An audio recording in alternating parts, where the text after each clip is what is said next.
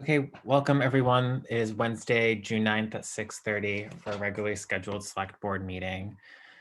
As chair of the Norwich Select Board, I find that due to the state of emergency declared by Governor Scott as a result of the COVID-19 pandemic and pursuant to Addendum 6 to Executive Order 0120 and Act 92, this public body is authorized to meet electronically. In accordance with Act 92, there is no physical location to observe and listen contemporaneously to this meeting. However, in accordance with the temporary amendments to the open meeting law, I confirm that we are or have provided public access to the meeting via Zoom with additional access offered through telephone. All members of the board have the ability to communicate contemporaneously during this meeting through the Zoom platform, and the public has access to contemporaneously listen and, if desired, participate in this meeting by raising your hand on the bottom of the Zoom app, or else pressing *9 to raise your hand, and then when instructed, or press *6 to unmute yourself. We've provided public notice of instructions for accessing this meeting. We have also provided a telephone number should any member of the public have any problems with access. Roll call attendance or roll call will be taken for any votes that are not unanimous. Okay. The first item on the agenda is the approval of the agenda. Are there any additions to the agenda, or else is there a motion? You're on mute, Mary. Sorry. Sorry. I move to approve the agenda. Is there a second? Second. I think I saw Rob's hand. So made by Mary, seconded by Rob. Thank you. Any discussion? Okay. All in favor, please raise your hand. Okay. Marcia, I didn't see your hand because you went off screen, but okay, great. Unanimous. The next item on the agenda is, I assume, is public comment. Any members of the public who would like to make a comment on anything that is not on the agenda? We take public comment for agenda items.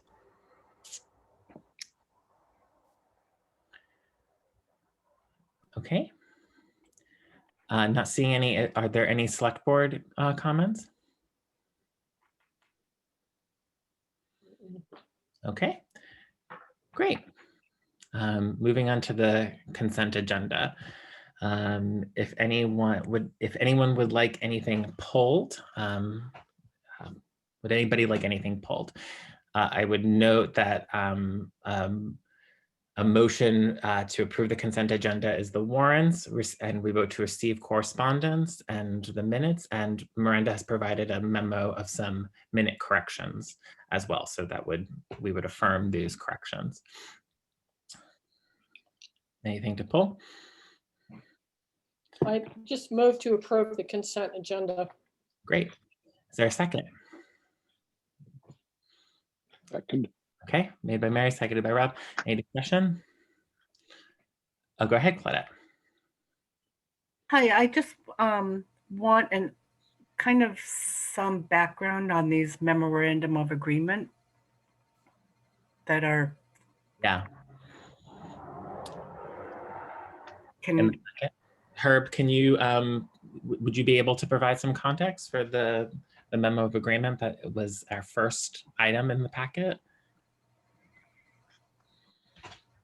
Sure. This is essentially this group goes around and they help to fix the riparian buffers. They have some money that they have access to that allows them to basically get plantings and help to protect the buffer zone around certain important streams and brooks and that sort of thing. So this essentially was a request to go through and do one of those. And they do all the work, they supply all it's basically done by volunteers. And then this is the same as the same organization that you have up to 2 representatives that go toward. Claudette, do you have a follow-up to that? or? And the second one with Star Lake Village. That the Star Lake sewage is a notice for you because they're doing a source protection plan every year.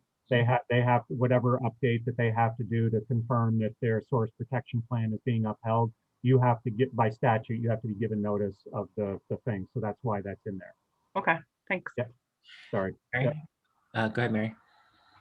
Back to the riparian buffers, it wasn't clear to me how much the trees that were being planted would need to be watered. It seemed as though perhaps our Department of Public Works was responsible for that. That part No. wasn't clear. Is that No. true? No. So no watering or maintenance has to be done by our DPW or anybody else? It's done by this group? Correct. That's my That's understanding. great. Yeah. Okay, thanks.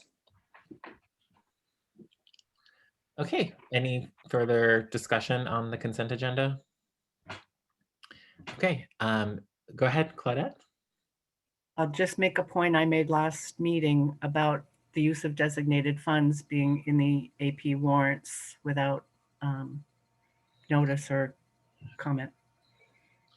Would it be, would you like to, should we have that discussion now, or should we discuss it as part of the town manager report? I'm okay with approving this, but I just wanted the point raised again. Okay, noted, for sure. Marcia, go ahead. You're on mute. Just wanted to reiterate that I think we should have the right titles on there. On the AP warrant, I'm sorry. The correct titles of what? The finance director is not Becky Grammer. Yes, okay. Sure. Herb, have you've noted, I've seen you nodding, so you're noting these things. I do, let's talk about the designated fund thing, or point rather, in the town manager report, if that's okay. Okay, so we have a motion on the table. All in favor, please raise your hand. Okay, thank you. Okay, so the next item on the agenda is an executive session. I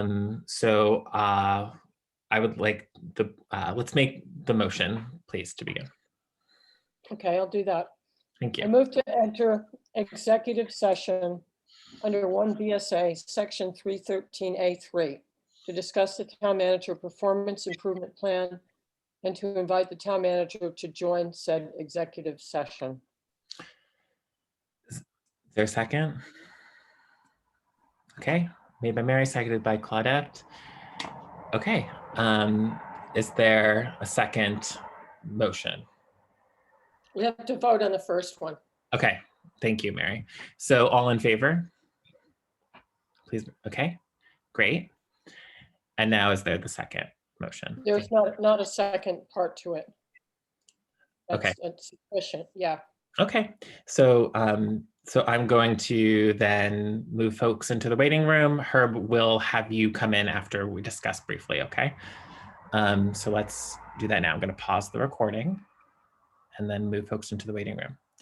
Thank you, Mary, for your motions and assistance. Is there a motion to enter public session? So moved. Is there a second? Second. Okay, made by Mary, seconded by Marcia. All in favor, please raise your hand. Okay, great, we're back. I apologize to members of the public for going over. I would like to propose that we reorder our agenda to allow the town manager report to come after the break so we could enter into the police conversation. Is there agreement by consensus? Okay, so we're reordering the agenda to move on to the continued discussion of policing. Okay, so a couple things that happened. So I appreciate Marcia and Claudette for writing additional memos to the memos that board members wrote at the May 26th. I think at some point we should bring up Marcia's memo to sort of talk about, to sort of affirm the work that she did, where she was trying to create these categories and see like where there was consensus. And I appreciate meeting that task in good faith. And I also appreciate Claudette's additional readings and where she tries to take it and put it into a timetable, right? The step 2. So thank you to you both for the additional work. So I think where we should begin now, should we begin with Marcia's memo or a little bit as to where we agree with? And Marcia also sent me other documents around policing data, which I actually think is really instructive for our conversation a little bit. So where would we like to begin? Do we have any general comments that people would like about sort of consensus? Go ahead, Claudette. Are you itching literally? Well, or- I'm itching, but I just wanted to, I'm not quite sure that Marcia captured Yeah. everything. I'm just trying to scroll down to her chart here. Yeah. Page 60. Do we look at it? Sure. Let's look at it. So because I'm not sure I ever said, or I ever indicated that I don't find a future in community policing. So not quite sure where all of that came from, if that makes sense. Sure. I Let's was just, go ahead.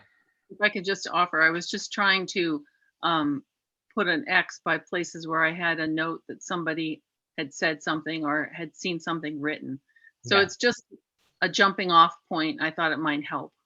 Let's talk about where we do agree to make sure that we all do agree, or where Marcia observed that we agree. So an idea concern was multiple types of meetings with community and experts. That was ranked 5. That suggests that we all agree with that. Is that true? Yes. Okay, I'm seeing it. Okay, so can we talk about multiple types of meetings with community and experts? Is there a format that we would like to think through with that, or should we just move on to the next idea or concern? I say we move on Okay. instead of, So the next one, is there a future for community policing? It's a question. Mine is accurate. I remain skeptical. I don't know what that means. I don't, like, you put community in front of any word and it sounds very attractive. So I'm fine with that. But I also think that I think some of these questions some of them are like answers to find data and define topics, and some of them are value-driven questions, right? And so it's always maybe helpful for members of the public to understand maybe where individual board members stand on that. We might not even want to take it up. So go ahead. Okay, go through the chart. Go ahead, Claudette. Do you want to make a comment? just a very quick interruption. I see Linda's hand up and I'm not sure if she's just wanting to acknowledge that we know she's here. Linda Cook, do you know that we know that you're here? Star 6. Okay. Thank you very much, Roger. Mm-hmm. Oh. Okay. Roger, could you scroll so that we could see more of the chart? Sure. Okay. Were we going to just say whether we agreed with the X's? I think that was the first thing, right? Sure. And then you can also abstain from answering it, and then we could also talk about removing it from the chart. We won't move forward with it at all. So go ahead. The next one is there a future for community policing? Why don't we just take a roll or something? Sure. Does this make Claudette, what are your thoughts on this? X or no X? Unsure Great. at this time. Great. A dash. Mary? I had a question. Go I ahead. remain with my X. Okay. Go ahead, Marcia. I was just going to say maybe a question mark when people. Yeah, I think that's maybe. Go ahead, Mary. If it were voting, it would be yes, no, or abstain. And I think Roger, you'd be a no. And then maybe Claudette would be an A, because the X is sort of unequivocal. So I want to make something clear. The question is, the idea concern the ideas or concerns are here for the purposes of future investigation of what it is that we want to investigate or potentially reform about policing. It's not whether or not board members, do you think that you agree with community policing? I'm happy to enunciate that, but that's not actually what we're doing here. Okay, but we're looking at a chart, which is a perception of Marcia about where we stand on these questions. And I That's think we're going through the chart to see whether the board members who are referenced agree with how Marcia sees us. I think that's what we're starting to do. And then it started taking off in some different directions. So is it Yeah. still worth going through and seeing if we agree with Marcia's We perception? can go through all of them, or we could do that. I don't think it's necessarily agreeing with Marcia's perception. I think it's Marcia has done an exercise to figure out where there is and isn't consensus, so we can begin to have a conversation to move on to what it is that we would like to investigate or potentially reform. So when you say no to community policing and Claudette says she's not sure, that indicates not a consensus, right? Like the X's reflect comments in support of whatever it is. I think it's more, it's, go ahead, Claudette. Answering Roger's question, if looking at, is this something that we want to explore, community policing, then I would say, or that we want to have addressed in whatever form. Yes, I do. Yeah. Because I want to be clear what it means, and I want the residents to be clear about what it means, and the police to be clear about what it means. Great. That So makes sense? And what that about Rob? go ahead, Rob. It's a statement, not a question. And, you know, I'm interested in what community policing would be considered nowadays. But I know my feeling is that it hasn't been done in the kind of manner that I would have expected community policing to be done. Okay.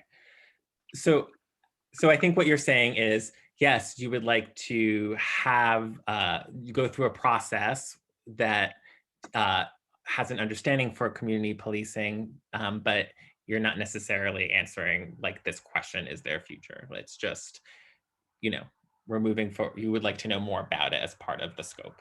It has to be agreed upon definition of what community policing is. I agree. Anyone Because else? I think there are different thoughts now. Great. Mark? Okay, I see your hand, Linda. I'm taking public comments at the end of our discussion. Okay, so okay, that's helpful. What type of incidents have occurred? Data. Can I, Go ahead, Marcia. would it help? One, so sorry. Would it help if we change the first heading to ideas, concerns to be investigated? Yes. And then, Yep. and so the first, we can go to yeses or nos. Yes. All right, and so the first line is all yeses, Mm-hmm. and the second line is three yes, four, one no, and four yeses. Yeah. So let's say, Mhm. yep. The next things to investigate would be what types of incidents have occurred, sort of looking at the data for the police department. Since I'm not showing up there, I would like to say, put an X there for me too. That's great. Okay. I agree. So I remember yes, you said that. So we're 5 for, we would like to use that as something to investigate, looking at data. Yeah. What should be done by police versus other professionals or trained people? Is this something we would like to investigate? Claudette, are you accurate? You're saying yes now. I'm a Okay. yes. No, I. Okay. How about Rob? Rob? Yes. Okay, great. What can technology add to policing? Yeah. Okay. And Mary, Rob? go ahead. Not so much. Okay. Okay. So we're 4 on that. Okay. A new assessment of needs. I think the new assessment of needs could be informed by some of the previous areas of investigation, for sure. I think, I'm So- wondering if Marcia's meaning for that. I think if I understand, well, from my own point of view, it's just understanding the needs of people who have been traditionally marginalized. But I don't know if that's what she intended or not.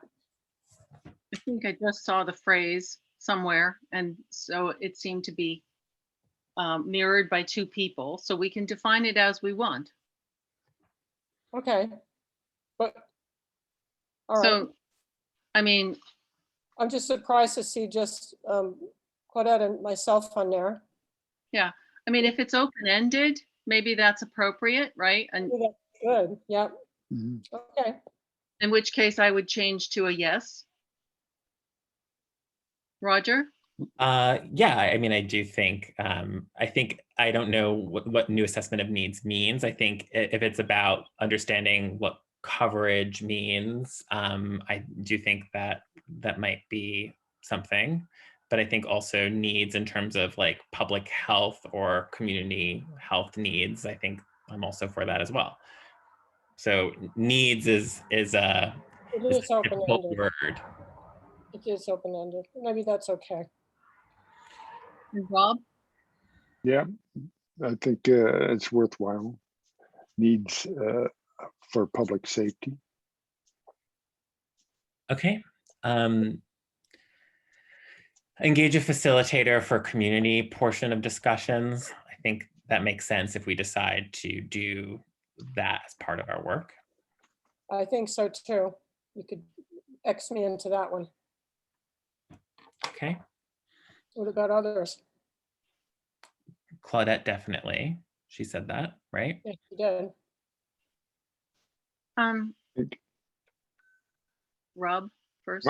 Yeah, my experience has been with facilitators in those situations as being sort of a stereotypical template that I'm not sure yields a lot of useful information. My experience has been the opposite, so. Maybe it depends on the facilitator.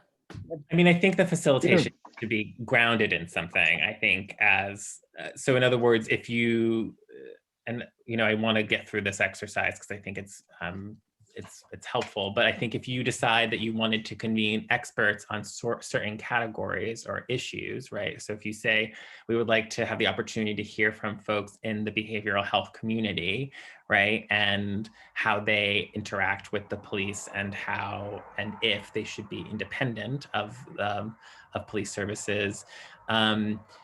I would want people to, I would want some facilitated conversation following hearing from those folks. I don't want to say, what do you think about folks who suffer from behavioral health issues? Let's facilitate a conversation. Like, I think the facilitation needs to be grounded in something else. So I do believe we should engage a facilitator, but like not without some other kind of grounding. Does that make sense? So if like speeding and traffic through our roads and how we keep our children safe should have should be first come from maybe some kind of discussion, presentation on traffic calming methods used in other communities, and then have a facilitated discussion on how that some of the things that brought up may or may not help. Does that make sense? Yep. I don't necessarily agree with you, but that's. Okay. agree. So Roger? Okay. Go ahead, Marcia. I can't see you. Would it help? I mean, it would help me if it was sort of engage a theme-focused facilitator. Because what I'm worried about is having somebody who's just like I'm a facilitator, and they don't necessarily have that specialized knowledge to be able to facilitate and focus the discussion. So I would vote for that. Okay. I see. Like a facilitator that also has an expertise in the subject area. Yeah, so that they can really be knowledgeable and help people to understand the issues. And maybe some issues are going to need more than one facilitator. Okay. So, So- okay, so subject matter facilitator. So what about, Rob, do you still say, do you say no? Yeah, I still say no. I mean, I like the idea of finding people with knowledge in specific areas. And if that's a facilitator, that's a good idea. If I see another 25 by 35-inch pad of paper flipping over with Venn diagrams, I'm going to kill myself. Yeah. Right. I hear you.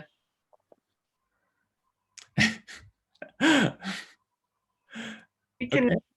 yeah. Let's, So I guess I would argue that you've had some pretty crappy facilitators in the past. Yeah, I have. So, But I guess I don't want to go. yeah. there. Well, Okay. So the next one is develop a survey. I don't feel strongly about that. I think surveys are an example of thin engagement. Go ahead. So, and we've already had one. We had the benefit of one that Herb ran. Yeah, I agree with that. Any other thoughts? Okay, broaden the scope of the 2007 study. Yeah, I mean, I don't think that was a data-driven study. So I do think there's a role for, I think it took a snapshot of a community narrative, which is really important. But it didn't look at some of it kind of it addressed the issues that were present at the time. at the time. Yes, that's true. And that was it, essentially. Right. so put an X for me there. Okay. That's 3. Yeah. Kind of ambivalent. It doesn't matter. I think that's probably will be the end result, but that's okay. Okay, I'm going to try to get quickly through this because I then want to talk about the thing that we've all most strongly talked about, which was the data. So develop a process to hear from the community and police about their respective needs and interactions in an ongoing and transparent way. Sure. It's hard to say no to that. Hard to know how to do it, but I think it's a good thing to want to do. Look at other local communities. I think it's fair. Brattleboro did a 224-page report. I'm particularly interested in their data tracing methodology that they reference, not done by folks who have a background in data, but it was useful. They also looked at policies of the department with and had certain equity lens. I don't necessarily think that I do think the department needs to post their policies as we requested them to do last summer. Herb has his hand up. Are they going to do that? No, just quickly, I think it would be important to add in there that it's for your cohort. Just analyze, I mean, I think it's important to analyze local communities, but it's got to be a relational cohort. To do a comparison of Burlington to Norwich would be an inappropriate cohort, as a for instance. Sure, and I think, and there's a lot of pitfalls in making comparisons to as we've discussed. I think it's more about look at other local communities for the approaches that they took, as well as what it is that they do for policing. Okay, and then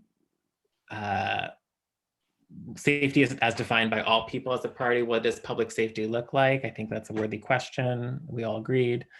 And I'm just not going to answer the next one. I don't really want an X next to my name, but I don't want to comment on it. Anyone else for the last one?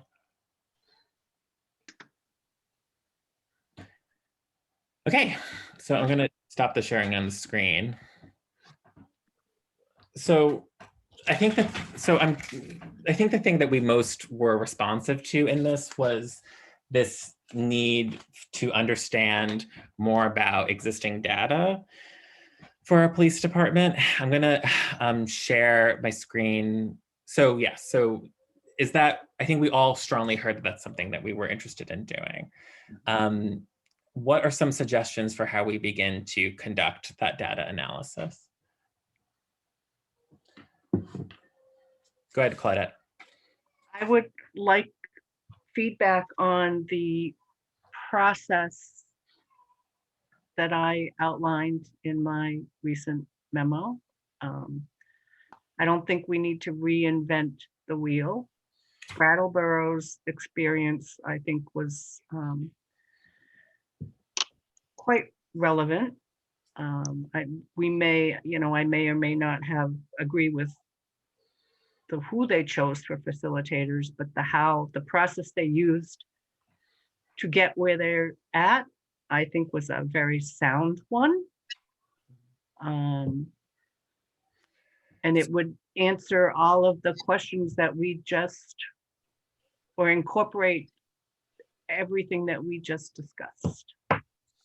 So the process they followed, just to be clear, was they did an RFQ, which asked for, and part of that scope was facilitation and understanding of the data and looking at policies, and then working with a committee to do so. Is that, And so you're saying RFQ process? Yes, and what I included was the preamble to their RFQ or RFP. Unfortunately, when I went to their website to try to find the full RFP, it was no longer available on their website.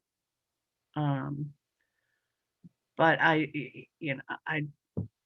we can go round and round and round and round here and say, well, we're going to have one group to go and collect the data, and then we're going to have one group to go and evaluate this, or we can have, to me, that is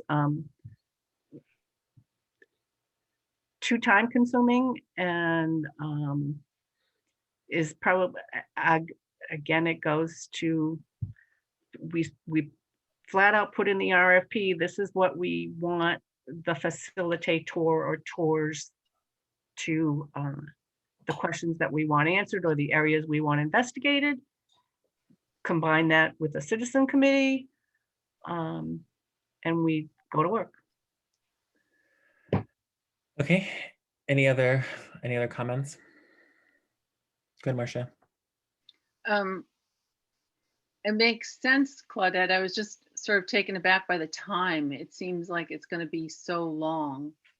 That worries me. And I'm also concerned about, and that may be more realistic than I am, but, and I'm also concerned that the board have, a presence in this. Yeah.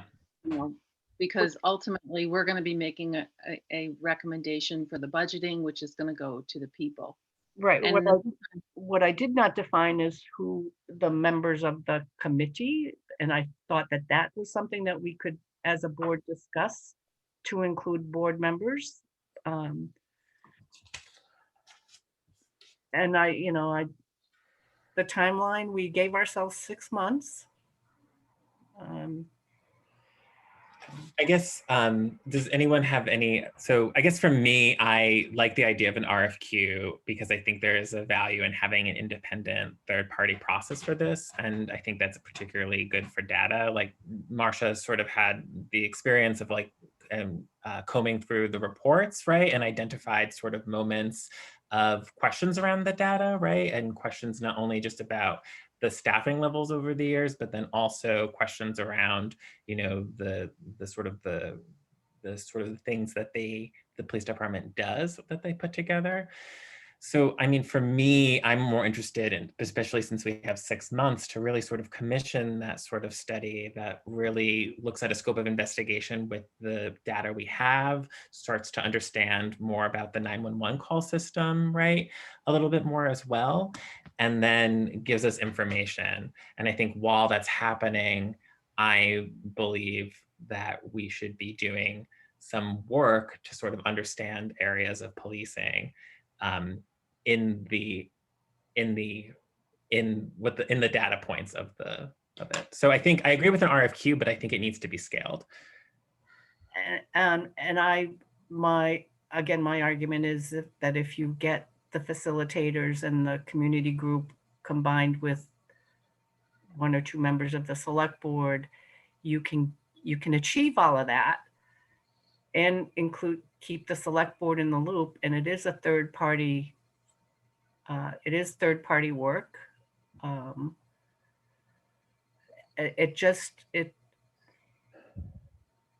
Yeah. That's So Mary, or Marcia first and then Mary. Sorry. Yeah. Okay. I was just gonna say, I didn't send the, this afternoon when I sent you the memorandum with data, I didn't send that to anyone but you, Roger. So Yeah, I can share it a little bit at one point too, for an example of, I think it's a good example of why having a study on data is important. So why would you want that study outside of the facilitators and the citizen select board group? I think that, you know, there is not necessarily, and I think when the data is presented and analyzed, we can figure out what the citizenry or the board should do with that information. I think there should be an opportunity for it to be presented and analyzed, and then we can form an opinion about that as community members. I guess what I'm arguing, sorry, Mary, is just that the facilitated group would be the ones that are getting that data collection and presenting it to the community, and not just the board. Not just the board. Okay, Mary. Only a question on the timeline that we say we have 6 months. Well, have we been talking about this for a month or so? Like, Right. what are we really talking about for a firm timeline? And will we be just spinning our wheels and then end up having to decide whether or not a police chief is being hired? Well, you know, we won't, I don't know. It just takes time to do all of this, so. Right, but if you share Roger, if you share your screen again, if people will indulge me. Yes, we'll indulge you. Put up that table, put up my memo. Okay, hold on, but keep talking while I do it. So I would say what's really probably quite tight is drafting the RFP. Yeah. And awarding it. That's probably the tightest. Yeah. Timeline. And I just arbitrarily pick dates to try to get things moving. So do I honestly think we can get something written up by June 15th? Well, no, maybe not. But maybe, you know, I don't know. And again, not having Brattleboro's example as even just a draft, I found it a little bit difficult. So, my question for board members is: do we agree that there should be an RFQ and that data should be a part of that RFQ? Yes or no? A data-driven study on the police data and the 911 call system. Should that be an RFQ process? Claudette says a more expansive vision. I want to know if at least we agree that the data analysis should be an RFQ. Is this call data that you're talking about? Yes, call 911 call. Analyzing data, call also data. the data from the police department itself. That's what I'm asking. Should that be an RFQ process? Can I just say something? Go ahead, Marcia. I spent the last couple of days going through the reports, town reports from 2006 to present. And I collated the data. And what I found was that the police, in reporting the incidents or statistics, because there's different chiefs and different activities happening each year, it's kind of hard to figure out sometimes exactly if the things are overlapping or what it is. So to that extent, I think you need some person who is from the police department, as well as maybe somebody who is an expert in the field. Because I think it's important to look at the statistics that they print themselves. So Yeah. maybe to that point, we would need somebody and get an RFP. Yeah, But and why can't it be Q. why can't it be part of the broader? Claudette, I'm getting there, but right now I want to know the minimum of what it is that we all agree on. So I'm going to share. So everyone think on that question while I pull up a little bit of a preliminary data analysis that Marcia did. Sorry, Claudette. Let's just figure out what like the minimum of what an RFQ process should look like, and then we'll see. To your point about expanding it. But go ahead. Does anyone have filler while I pull up Marcia's work? So RFQ is request for qualification. So that's looking for a specialized person. Mm-hmm. The RFP is to request to actually develop some kind of program, right? Mm-hmm. Okay. And I guess, Marcia, what one of the problems that, oh, never mind. I'm not gonna. Now, if we do put out, for instance, an RFQ, are we going to want to put some time and money parameters around that? Like, Yeah. how do we know what we're getting into as far as hours to analyze calls? That to me, that level of detail is part of the RFP. You would want them. You would want your whoever is responding to your RFP, once we spell out what it is we want them to do, to come up with the process, the timelines, et cetera, et cetera. How will we be able to evaluate that to know if we're getting a good deal? So let's switch over to this. So part of it is that you have to look at what it is that the data doesn't tell you, I think. So you have to look for gaps in the data or questions that the data that we've been presented with yield in order for that analysis. So Marcia has done a little bit of that work in 3 documents that she sent me today, which is helpful. So for example, Marcia, I'm just going to, for the sake of efficiency, narrate it, and please correct me. So she's gone through, back from 2007, she's looked at full-time and part-time officers, and she's charted that here. I think we need an explanation of what was different in 2010, what was different in 2014 and 2015. In 2018, is it because we were transitioning to a different, so what is it about the staffing changes and fluctuation? Why did we have 6 in 2015?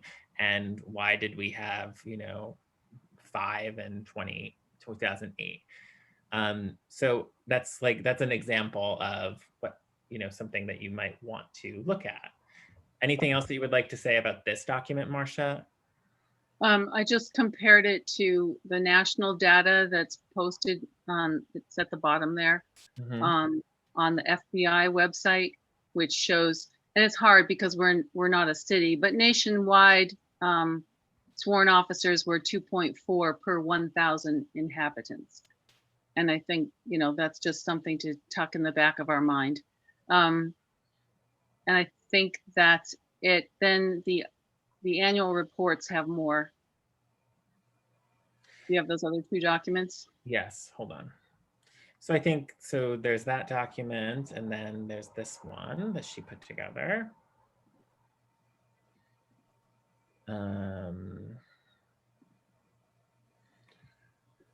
This is more, I think, about staffing and salaries. So presumably if there are questions that you would want to ask around this too. So if I can offer, Go ahead, please. the things that stood out to me was that looking from report to report, you can see a couple of times there was only an audit in the report. There was no specific information. And I thought going forward, we really should try to make sure that there's some consistency to format. But the other thing that I haven't had time to do yet was to look at what was budgeted and what was actually expended. Mm-hmm. And I just wonder what happened to the money, right? If we overspent, if we underspent, etc. But I did this primarily, I started it because I wanted to to have an idea of who those officers were and be able to tally them. And then the second document or the third document, if you have that one. Yeah, hold on. That's- And I think another example of looking at that line is there were, even if the budgeted items on policing haven't, on salaries hasn't changed over the course of the years, the actuals have gone up as well. And so you might want to use that as a data point. Why is it that the budgeted items have stayed the same over the course of the years, but the actuals have gone up? Why in some years are the actuals higher than others?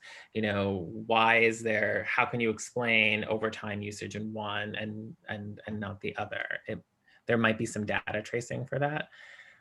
So anyway, and then this last one, go ahead, Marcia. In this one, I took the statistics from every report and put the issue that was being reported in the first column. And then for each year, how many of those things occurred, which is kind of interesting in itself. But Right. again, there's a little bit of inconsistency depending upon who's doing the report, what they're calling things.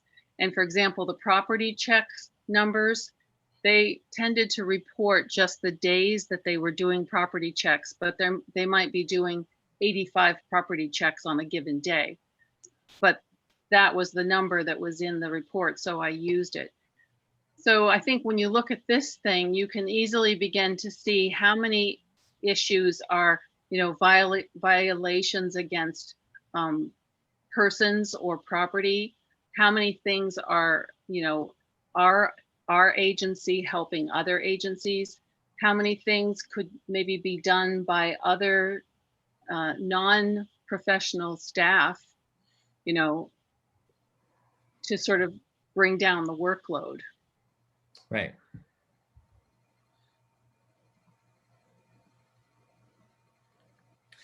So I think, so Marcia, what would you say is missing?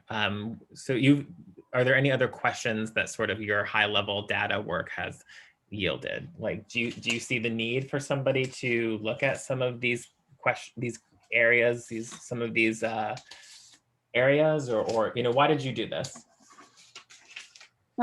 I did this primarily because people kept talking about data, and I thought, well, we've got data that's reported every single year, and if we put it down in one place, that's an important starting point, I think, and less tricky potentially to get than just 911 calls. I don't know how much history we have on those or how well they're kept. So I thought that was a beginning point, but I also thought it was important to begin to see what are the issues our town is facing. And once we acknowledge those issues, because I mean, there was a kidnapping, there's stalking, there's all sorts of stuff that happens, maybe not in quantity, but it happens. And I think it's important maybe to talk with the officers themselves to see how they define certain things. And then it could be useful to use this as a jumping off point to talk to people who are third parties not connected with us, but who are experts in the field, who can say, this kind of thing is routinely done by this type of professional or non-professional, you know, or what works and what doesn't work. Right. So let me get back to Claudette's point now, because she was saying, like, yes, like this kind of, I'm paraphrasing here, Claudette. You're saying, like, yes, you do this investigation, but you would need some kind of community board with the select board members on it to say, yeah, you know, that data point about property checks, we really want to know more about the data, but then we also want to talk about property checks as a subject matter. Is that what you were you're saying that's why they go hand in hand? I'm saying that instead of having multiple little subgroups under the direction of the select board, hire a facilitator who, in conjunction with the select board and a number of community members, do everything that we have been discussing. Yeah. And We've said that what are our areas of interest that we want to look at. The data is part of that. I don't think you need a separate group from the facilitated community / select board working group to put a name on it. Okay. So anyone have any thoughts on that? And then I need to turn to Herb to know what this might cost and what we are prepared in our next budget. So any other thoughts to what Claudette was saying? I think what Claudette is saying is like the issues have been defined pretty well intently in our respective memos. You need to then put it through an RFQ process that involves looking at data and also facilitation, and have community people be the point on it, the point. Is that okay? And I'm seeing some nodding. Marcia is nodding. Rob's saying yes, yes. Mary is not nodding. Mary is staring at us. I'm just gonna set myself off from this Okay. at the present point, Okay. so. Okay. Which, Thinking it over. by the way, I want to point us back to the 2007 survey, Mm-hmm. which is exactly what that facilitated group Mm-hmm. did. Was essentially answer these questions, go through the data, Mm-hmm. and Yeah. address some other concerns. So it's a refresh of that as well. So Herb, I want to bring you involved in this because I think the board is saying it might be a little bit of a shift. It may not, that, you know, we were having sort of a board-led process to answer some of these questions. And I think what we're saying after this discussion is we would like that process to be the subject of an RFQ. And what can you tell us about finding funds or that an RFQ process for the next fiscal year? Before I forget, while you were talking, Claudette, I was able to find at least a draft of the RFP from Brattleboro, and I've already emailed that to the board members. So at least there's a red line version of whatever to give you at least somewhat of a template. Putting together an RFQ is really not that hard as it pertains to the boilerplate language that goes around it, you know, a contact name, where the things go, what date you want it to come in on. The real thing that you want to hone in on is what is the scope of work that you want to have accomplished. Yeah. And most specifically, what deliverables do you want? That's the most critical thing, because most consultants that I've had experience with, if you don't give them good direction on what deliverables that they have, all they're going to do is regurgitate your scope of work and put their cost in there. So it's important to do that, and then you can, you know, celebrate that or hang them depending on whether they meet the deliverables. I cannot sit here and give you an estimate as to what would be the cost for such an analysis. Obviously, one person versus multiple facilitators would drive the cost, and probably also the indirect overhead rate. So it's probably talking to Brattleboro and asking, you know, how much did it cost, or what was your budget from that standpoint. Vermont League of Cities and Towns has a law enforcement consultant in their municipal assistance bureau or what have you, and that former police chief might have some ideas on that. And then with specific regard to the budget, typically this is the thing that either you've established a specific line item for it or a special article. Because you haven't in this particular instance, it would come out of professional services. The current professional services line item still is around whatever it was, 51,000 or something. But remember, half of that is the last Church Street payment. So you basically have about $25,000, $30,000 in professional services that you could utilize. But again, the reminder is that you have a current lawsuit on the open meeting law before you, which will use up a good chunk of that. But that's where you're at with regard to the budget and what you may have. Okay, so what I'm hearing, Herb, is that I should be asking select board members who could be assigned point to work with you on a draft of that language, so we can begin to move.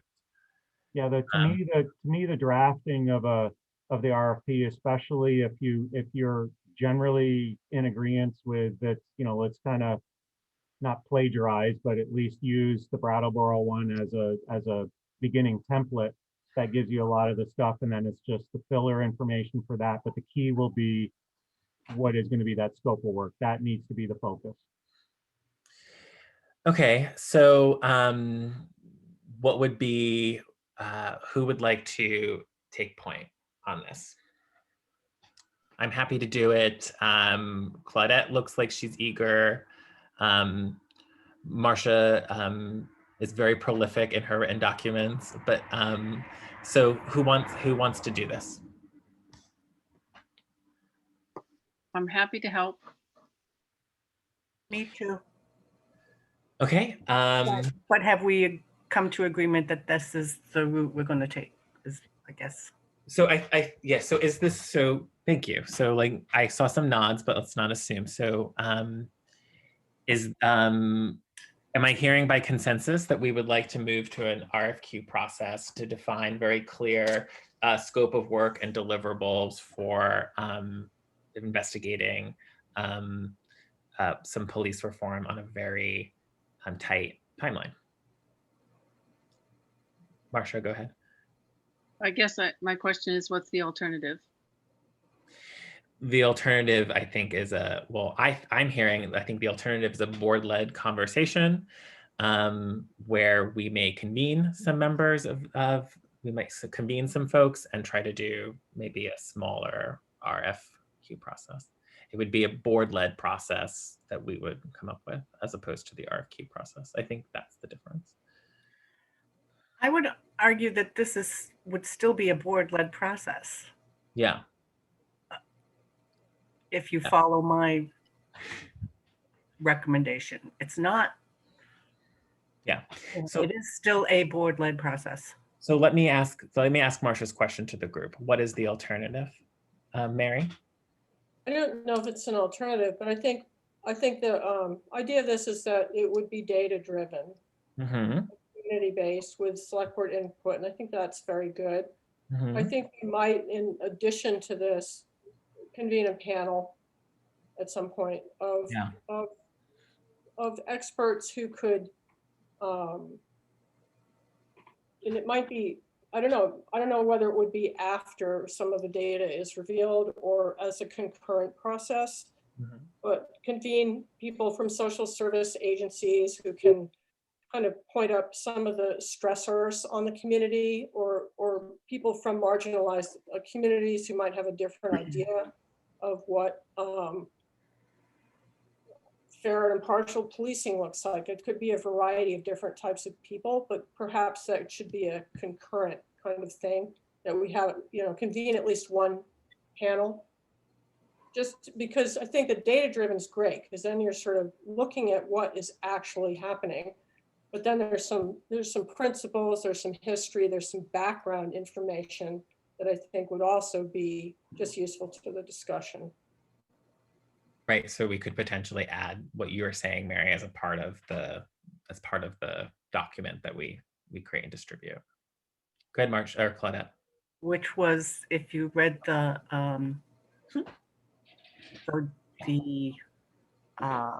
preamble to Brattleboro, includes all of that. So I was not excluding that from this discussion. Right, but it wasn't clear in the way the discussion was going that balance was there, and not everyone attending this meeting has read the Brattleboro or memorized the Brattleboro preamble. So I think it's just worth bringing up that it would be an effort based on data and also based on principles, based on history, based on information that may not have been revealed until the present concerns that have come up. So. Look, and I think we're going to probably have this conversation again a little bit when we put this together. So I think if there's a consensus that this is a way forward, I would like to know, because we have to do more work very quickly, right? But does anyone have any other comments? Rob, go ahead, and then Marcia. You're on mute.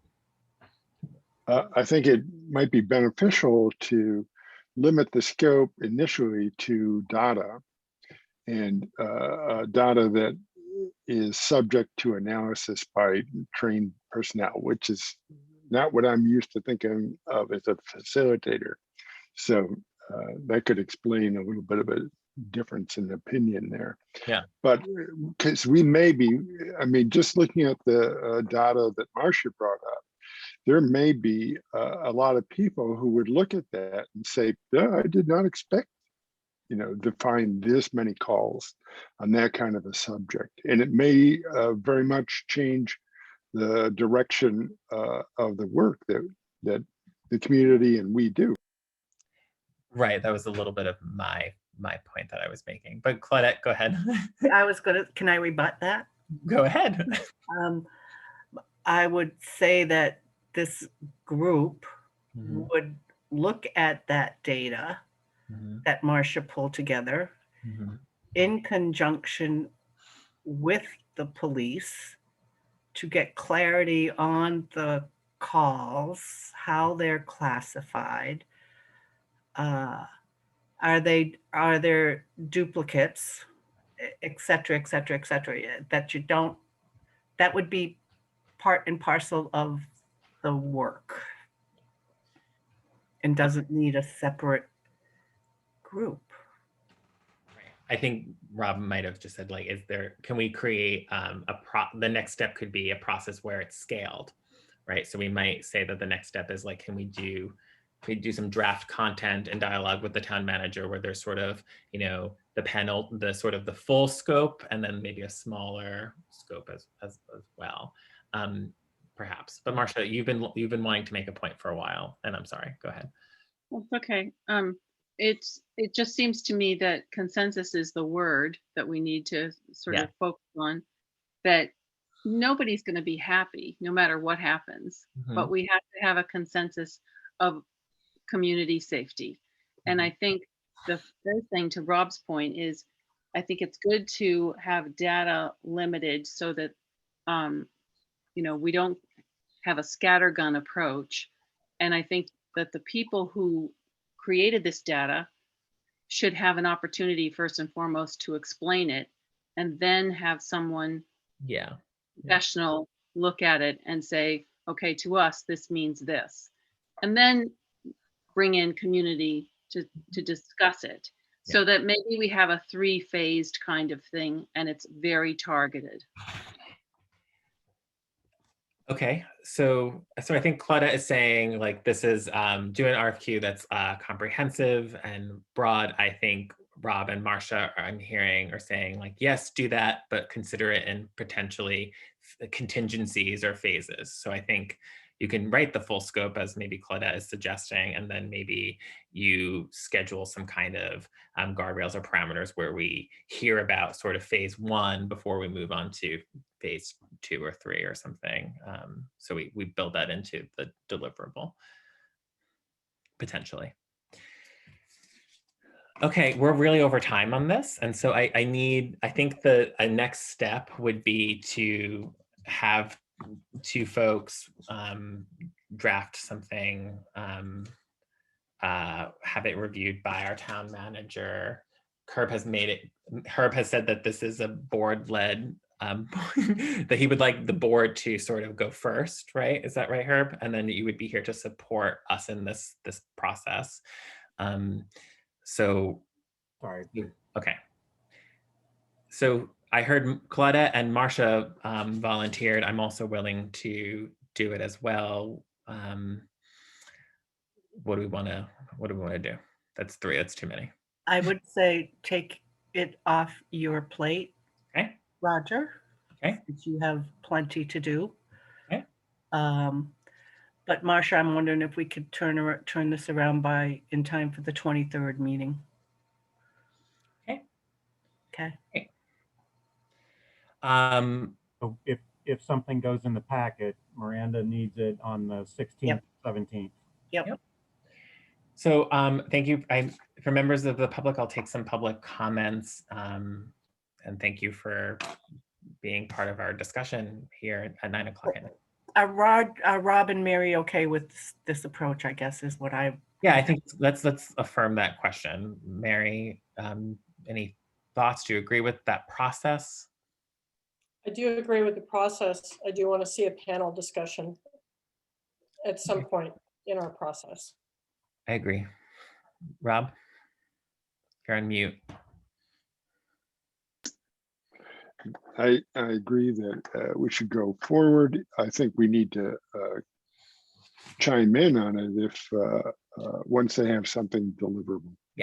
They're going to bring it back. No two members can't take any action. Only us together. So yeah.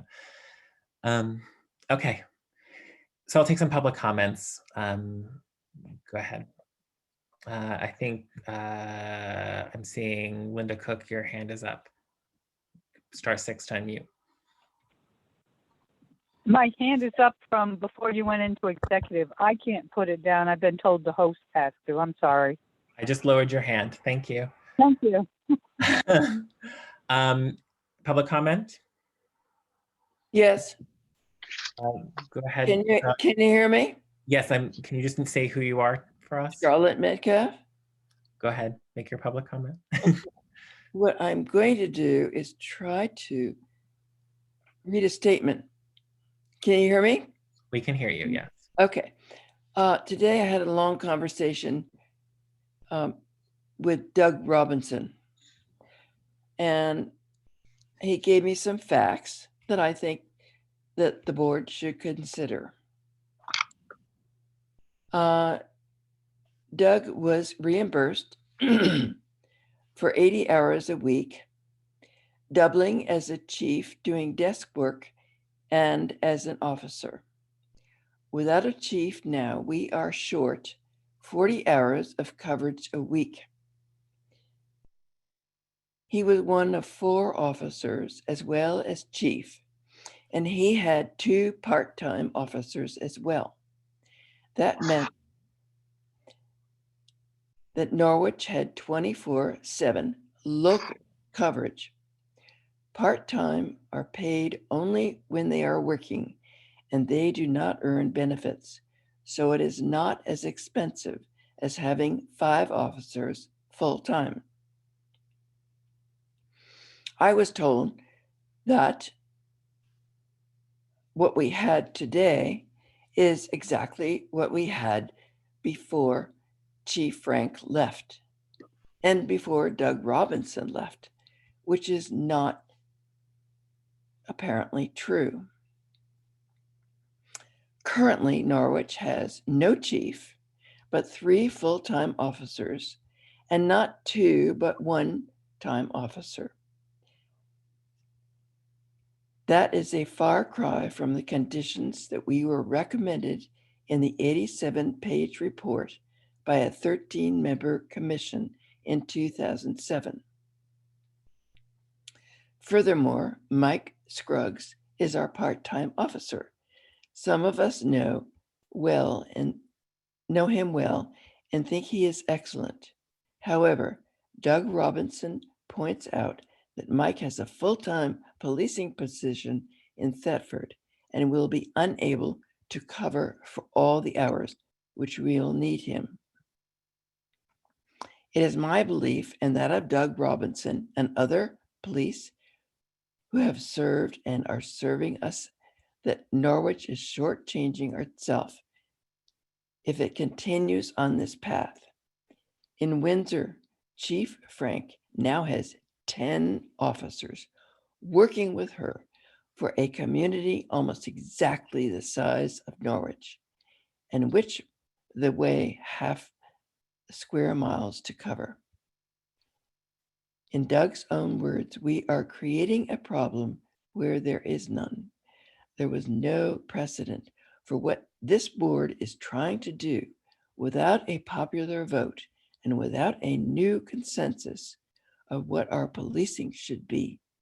As Doug said, the longer we wait to hire someone, the harder it will be to find someone who knows or cares particularly about our community. I'm out of town and I had to weigh in tonight because I am so upset about the reduction in our police force. Thank you. Thank you for being here, Charlotte. I'm gonna mute Okay, any further public comment, or I'm gonna move on to a related agenda item, if that's okay. I have a question. Hold, I go ahead, Linda Cook, and then there's another comment. I'm sitting in the waiting room. I need to be brought back into the meeting if I could, please. You're definitely not in the waiting room. You're here with us, but go ahead. Okay, all right, thank you. Was that your public? Okay? Great. I'm gonna move on then. So the next agenda item is sort of, I think there's a need for some kind of board statement. My wonder is if it's premature until we've finalized the RFQ. What do other board members think? I think typically something like this should be accompanied by a press release or something that you would appear on the website. I think that would make good sense. So that way there's a board statement is available for the community. Go ahead, Marcia. I think we're waiting to hear what the status of Herb's discussions with the union. Right, and so I think there's a lot of, so I want to turn to her, but I think this agenda item communicates a desire to like issue a board statement when we have all of the clear direction forward for the community. Herb, do you have an update on that?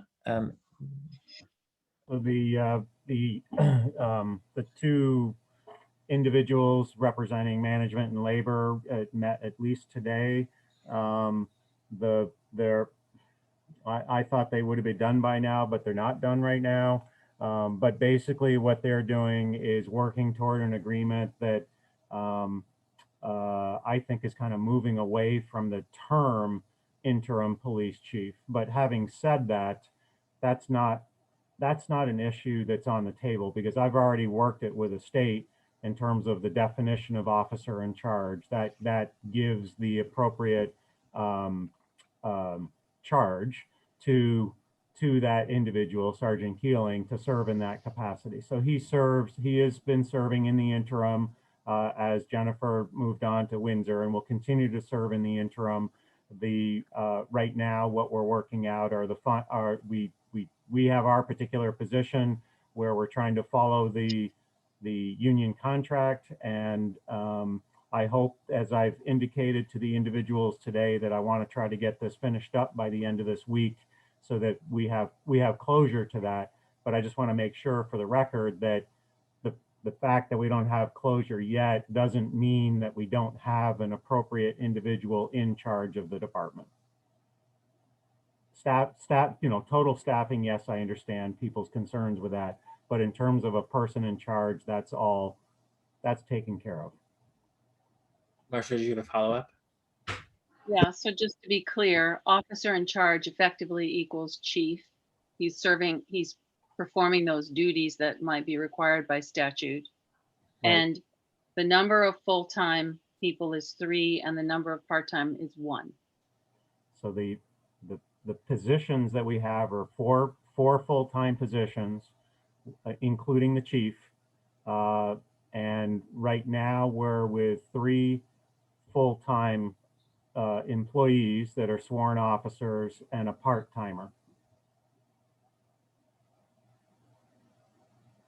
Thank you.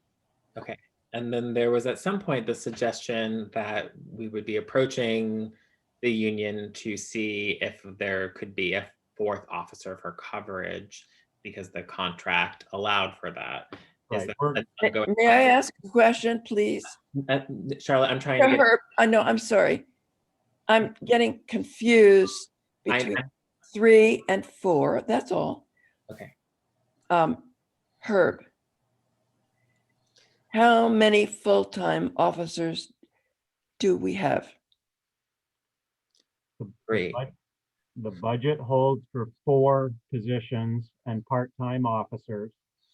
Currently on staff, we have 3 full-time sworn officers and 1 sworn part-time officer.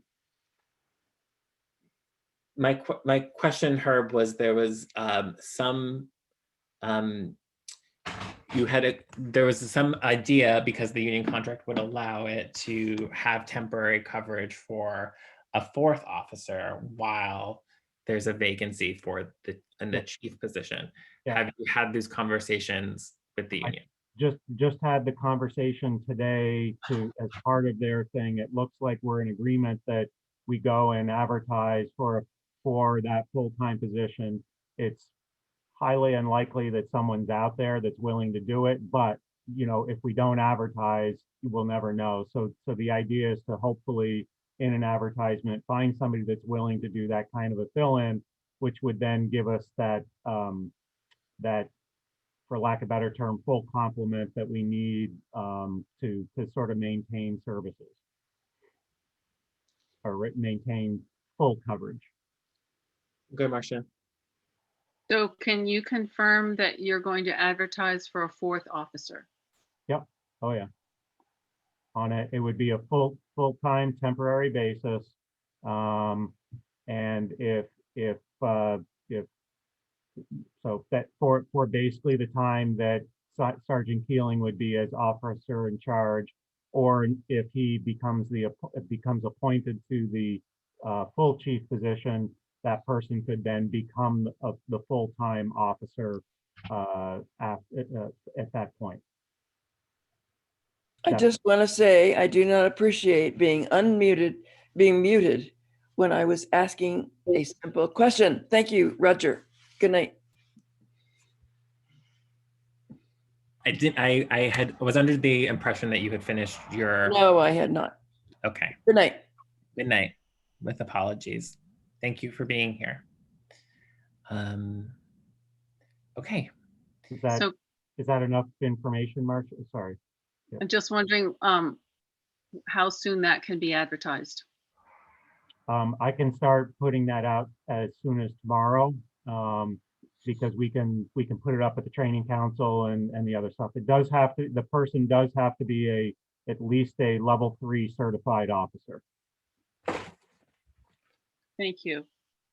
Okay, so this agenda item was to see if we felt like we had enough information to be able to be prepared to make a statement to our community. I'm asking, do we?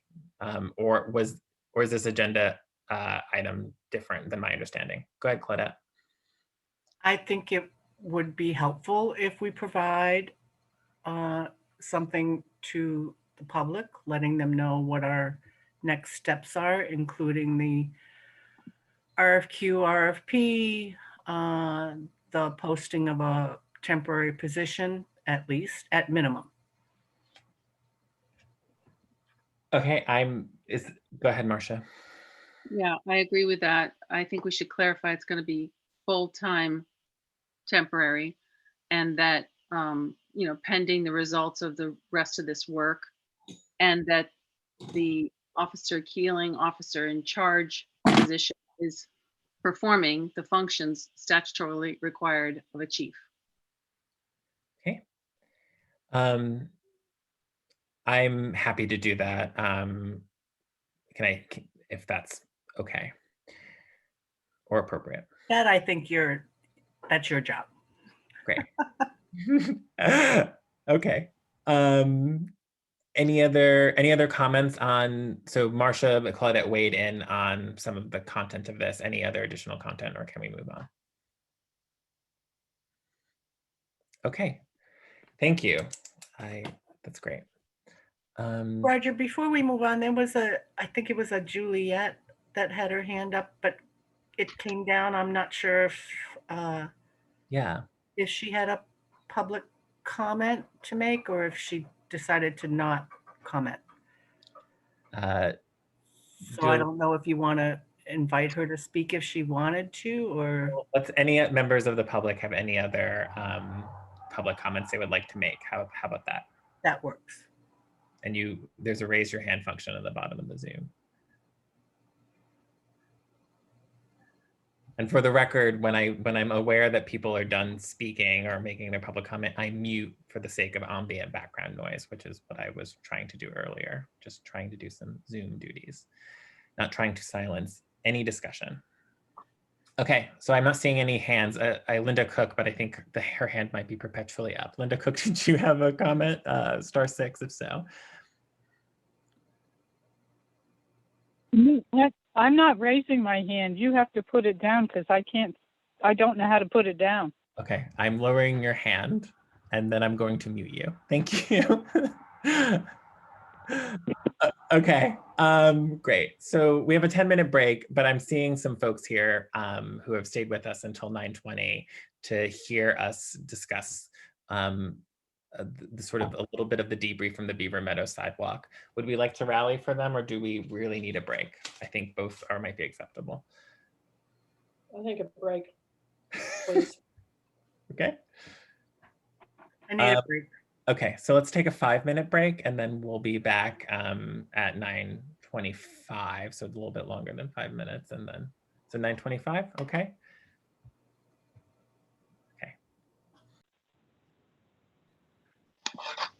Okay, I'm resuming the Wednesday, June 9th Select Board meeting at 9:25. So I'm remembering that we agreed to defer the town manager report till after the break. We did that by consensus. Is there consensus to reorder the agenda again to allow the Beaver Meadow sidewalk process discussion to precede that? Okay, I'm seeing yes. I'm not seeing Marsha and Rob, but I think yes. Okay. All right, so let's do that again with let's reorder again by consensus. So both I heard feedback from board members that there was a desire to, I guess my word is, debrief the grant process and to sort of use it as an opportunity for figuring out a more meaningful way for the board to engage with members of our community and potentially be more accountable to this project. So who would like to kick us off with this discussion?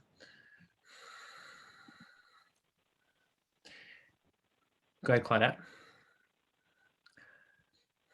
So I'm willing to start with a little bit of background and not get it all correct, but I think I will. I think I'll get the bulk of it correct. I believe it was back in 2019. It was still when Pepper was chair.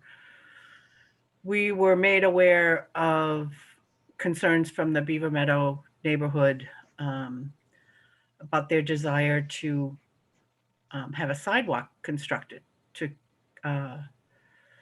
finish the loop, so to say. This was coming off the, my words, fiasco and the probably 10-year problems we had with the Church Street sidewalk proposal. And the board really wanted to avoid getting back into that kind of situation where we had to return significant amount of money to the state for the engineering work that had been done on the Church Street sidewalk. So after hearing from the Beaver Meadow group, the board allocated money and solicited a grant to get Dubois and King in for the scoping study. And that was done very professionally with a lot of public input. And they, Dubois and King, by they, proposed a path forward to obtain potentially further grant funding for the additional work that needed to be done prior to construction. The board in February, but mind you, we budgeted the money for Dubois and King. That's the big thing for the scoping study. In February, the board agreed to the plans to go to a phase 2, which was engineering and planning and engineering. I may get the term wrong. But with a outlay of approximately $21,000 to the town, provided we get a matching grant to continue phase 2 of the work. In the midst of that, in preparation for the grant for phase 2, we discovered that we could not separate the planning from the construction. And so, although we had the $21,000 allocated for the phase 2 piece of the proposal, we do not and did not have the funding set aside to match the construction. And so therein lies the big problem. So in a nutshell, that's it.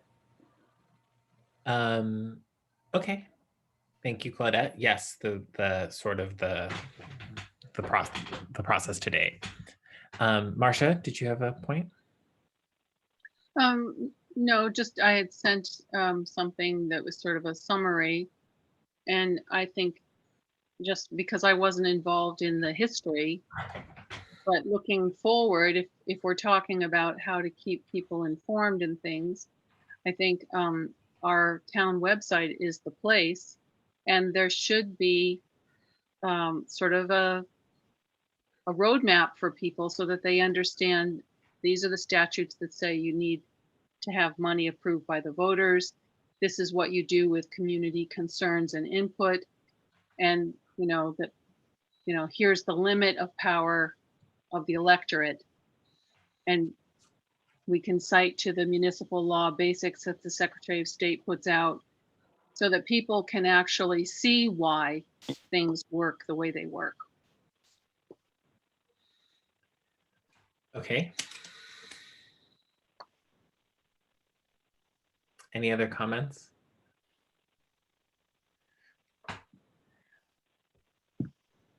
So there was, with some insistence that this be put on our agenda for a discussion, and now I question why. So can board members who suggested this agenda item elucidate a little bit further about what it is that they want to get out of this agenda item? If I may, I think I wanted to see this on here because I wanted to have something demonstrable for people to see and for us to make a decision about where we were going to post information for people to see. So that's why I drafted sort of a template of sorts for discussion. But I think, time and again, people say, this is my concern, what's the answer? And I think we need to be responsive and say, this is the answer. Okay. That's great. Thank you for that clarifying, Marcia, that clarity. Claudette? The other piece that I think we're obligated to do is to somehow find a way to put in some of the traffic calming suggestions that were put into place, since we know we're going to be at least another year to even get to phase 2. So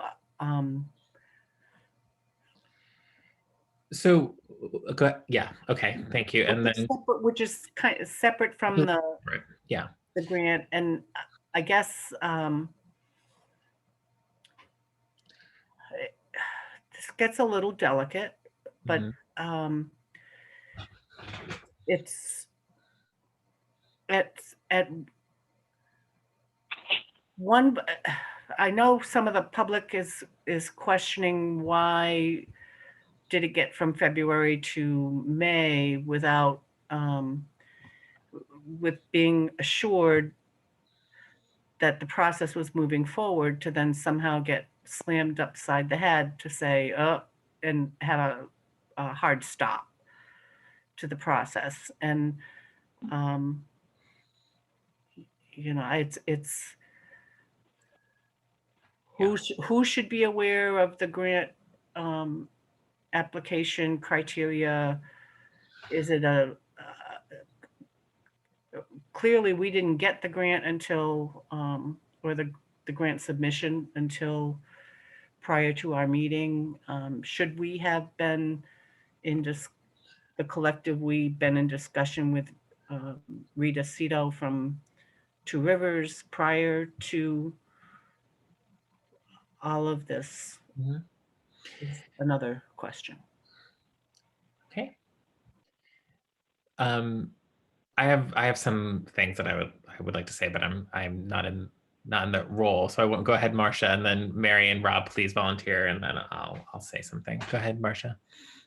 I think it was Claudette's point about the moving forward, and that was, you know, my other concern, that we have something to offer in the interim.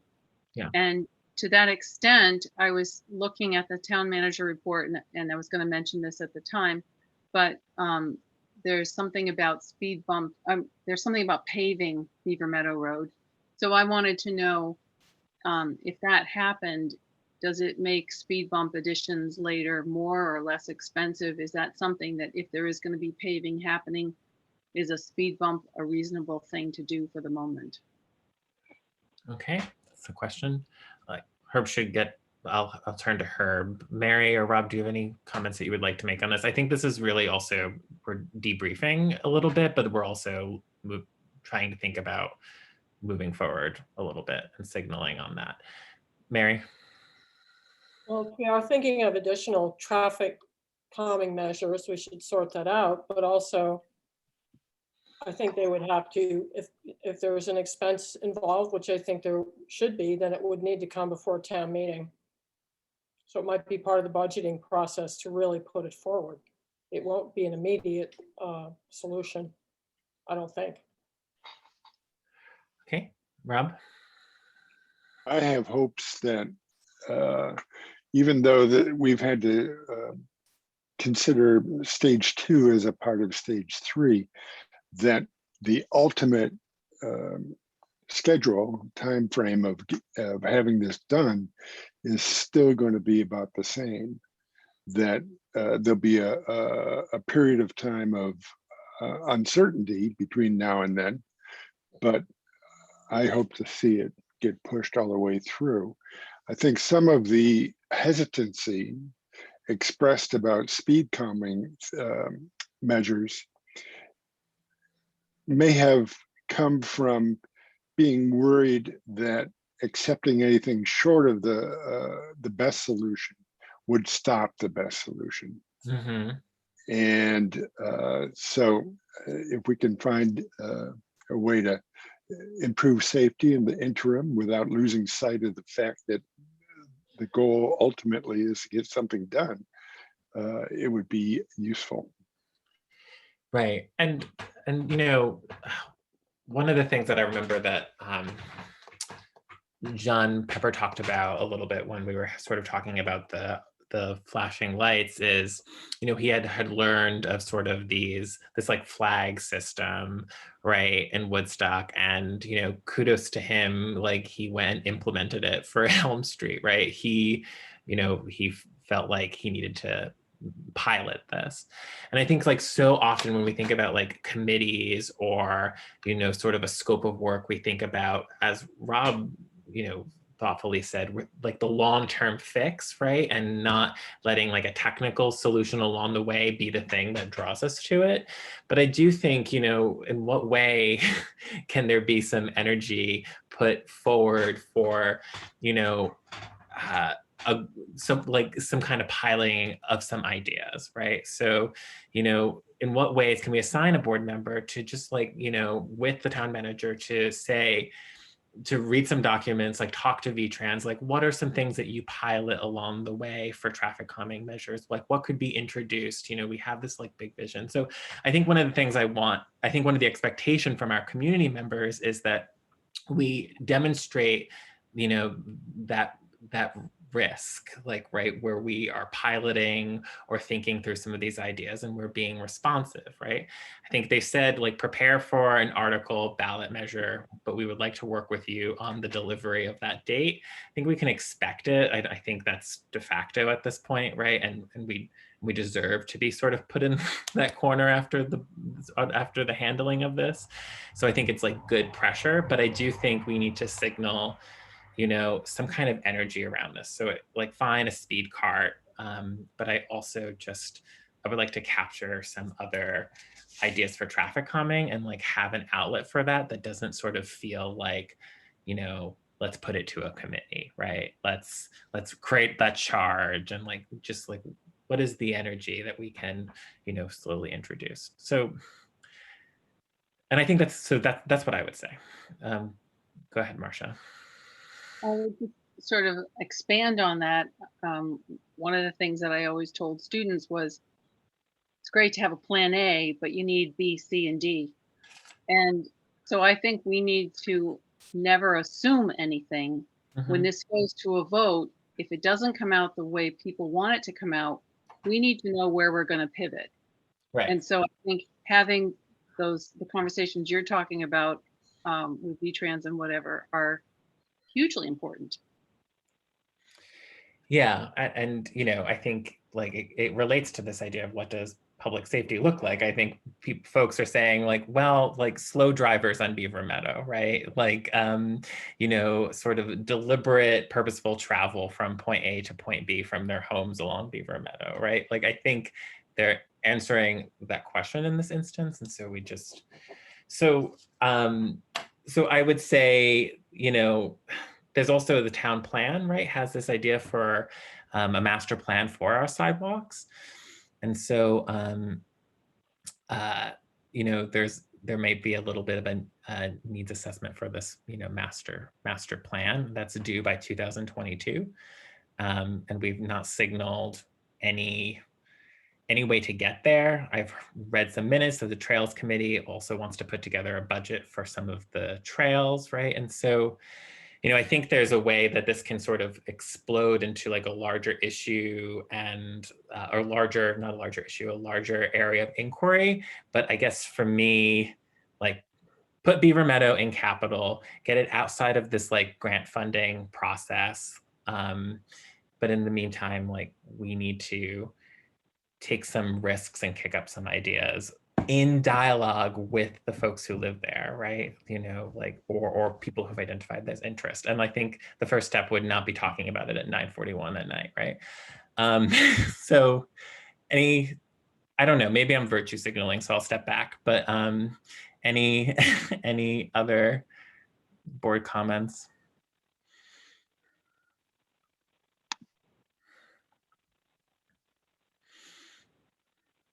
Okay, so I'll take some public, go ahead, Rob, did you unmute? No. Okay, so I see some public comment, and then I want to get back to Marcia's point about like a work product, and then see where we are in our agenda. Go ahead, Peter Orner. You're on mute. Thanks, Roger. Peter Orner, 6 Moore Lane. Just a couple of comments. One, to start with, I remain confused about exactly what Marcia means by, you know, signaling to the citizenry our limited power or our limited involvement in anything, much less this. We're talking about, and Marcia, to quote Marcia from the last discussion, a significant community safety problem that we have identified. And it isn't, and what I feel, and I really appreciate, Roger, I appreciate our conversation the other day, but I feel like the characterization that we're sort of a neighborhood club that's a couple people on Beaver Meadow. I have a petition open on my desktop that you all have access to with 150 names and almost that many comments in support of safety. People all across the town, not just local people on Beaver Meadow. This is a, you know, and so yes, we are absolutely want to work with you all to put this ballot measure up, and we want to do it as fiscally responsible as we can. And we want to work with you as we have been doing for the last 3 years in consultation with Herb, who's been very receptive to us the whole time. And we understand that a mistake was made with conflating 2 and 3 on the grant. And we understand that, and we're willing to move forward. I will say that it was something that was caught, just a few days before. It wasn't in the process of the grant. But at any rate, we are absolutely willing to move forward. We have a large contingent of people in town, again, from across the spectrum, that are supporting this very appropriate and long overdue safety measure. And that's what it boils down to. And I've heard Marcia talk a few times about her experience at Dartmouth and et cetera. And I can't tell you, it's night and day between the amount of attention that goes into pedestrian safety in Hanover and on the Dartmouth campus versus here. Just even today, walking to the Ballard Trail with my 5-year-old son, a car careening down Beaver Meadow at least 60 miles an hour, if not more, went right by us. And I called the Norwich police, and they were very receptive. But this is a continuing problem. And if you are looking for a public safety problem in town, it's not kidnapping. There was one, in the flash of your screen, Roger, I saw one kidnapping in a decade, but I saw DUIs, 45 or something to that measure yearly. You moved it quickly, so I couldn't see. Accidents, DUIs, distracted driving. That is our most, I would argue, very significantly, Charlotte Metcalf notwithstanding, our most significant public safety problem. And how you all solve it, whether it's police or whether it's other things. And my last comment here is that we were told categorically that there wasn't any possible calming measures that could be implemented on Beaver Meadow. Now I'm hearing, and we are very grateful that you all are willing to consider seriously some of those measures. And we would be more than happy to work with you on a number of them, narrowing the road, fog lines, various signage. We're not going to put blinking lights in. We don't have to raise the specter of that. But there are ways in which we can calm the traffic down. And my last point is this. This town is very resistant to change. I'm learning that.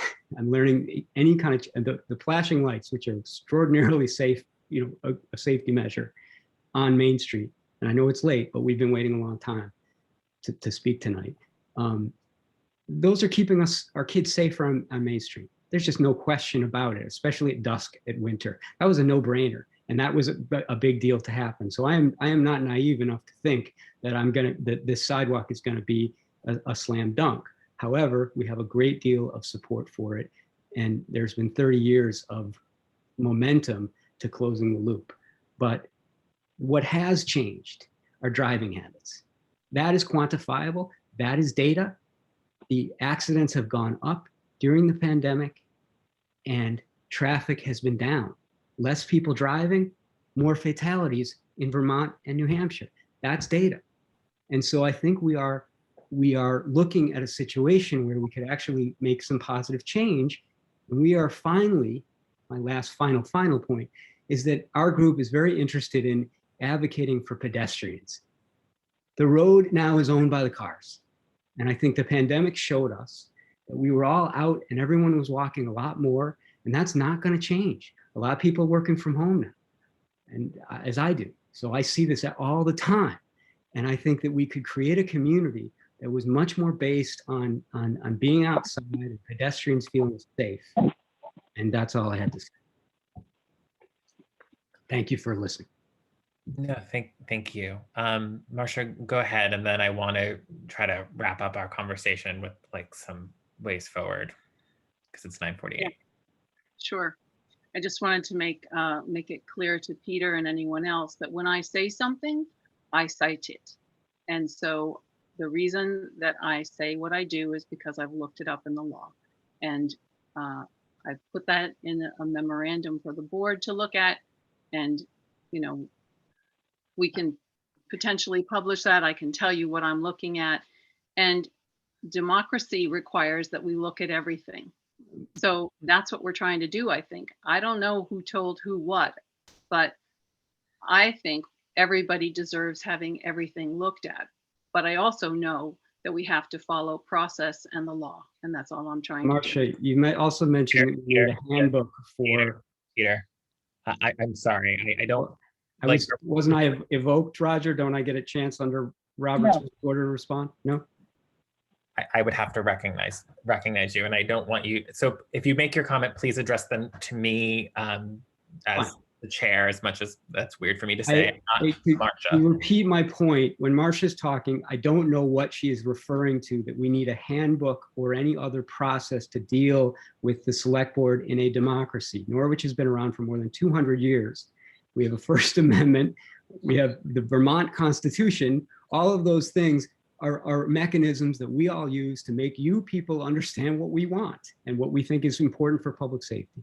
And we don't need a handbook, and Norwich hasn't needed a handbook in 200 years. And I don't necessarily think Marcia is seeking to be at odds with you, and we'll talk about some of her memo that she wants to serve the work. But the thing that I do think traffic calming and public safety does. I think there's been focus on Beaver Meadow for due reason, but like I live on Route 132, and like the trucking out here is absolutely insane, right? I assume they're all going to Stratford. Norwichians would never do that, but I would love some traffic calming here out on Route 132, and there are stories from my neighbors about cars going into literally their yards. So I do think, I think, I know I wasn't able to attend the planning commission meeting. I think, we talked a lot about our committee structure and the ability to sort of think about a master plan for some of our ideas and, how to interact with our committees. So part of me wonders too, considering this is a town plan action item, do we, ask the planning commission to, not provide solutions, but to prepare us a memo on what is talked about in sort of the area of traffic calming in Vermont, right? Like if they could do that for us and bring it back to the group, not because they're looking to solve Beaver Meadow or traffic anywhere else, but because that's an issue that they could work on, and it could potentially prepare that town plan action item down the road. So that's one way forward, is just to ask someone to speak to the chair of the planning commission, see if their work plan would allow for it. And while so yes, that's one suggestion. Good, Claudette. Having attended the planning commission meeting from last night, I would suggest that adding this to their plate currently is, if we want a relatively quick turnaround, I'd say that's not going to happen. Okay. But I also think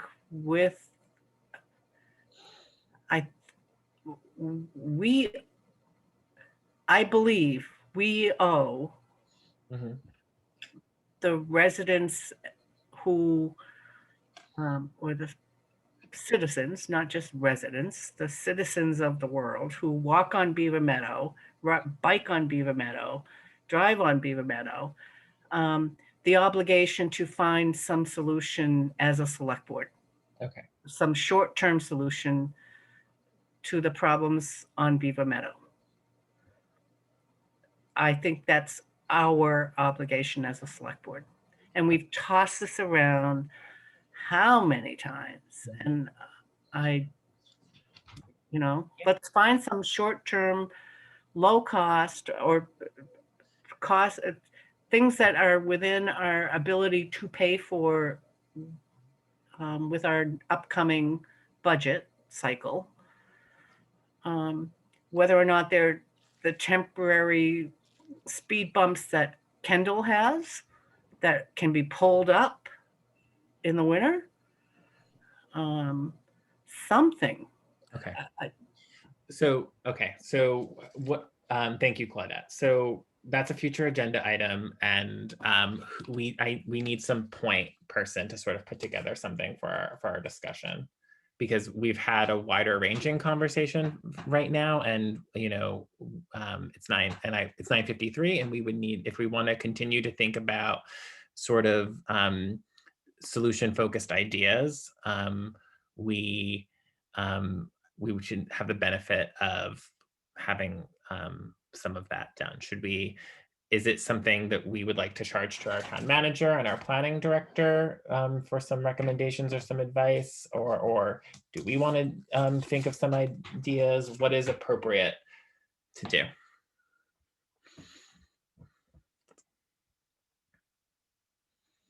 We also have a lot on our work plate. Go ahead, Claudette, and then Marcia. Yeah, I personally, I would like to see this on the, I don't know. It's,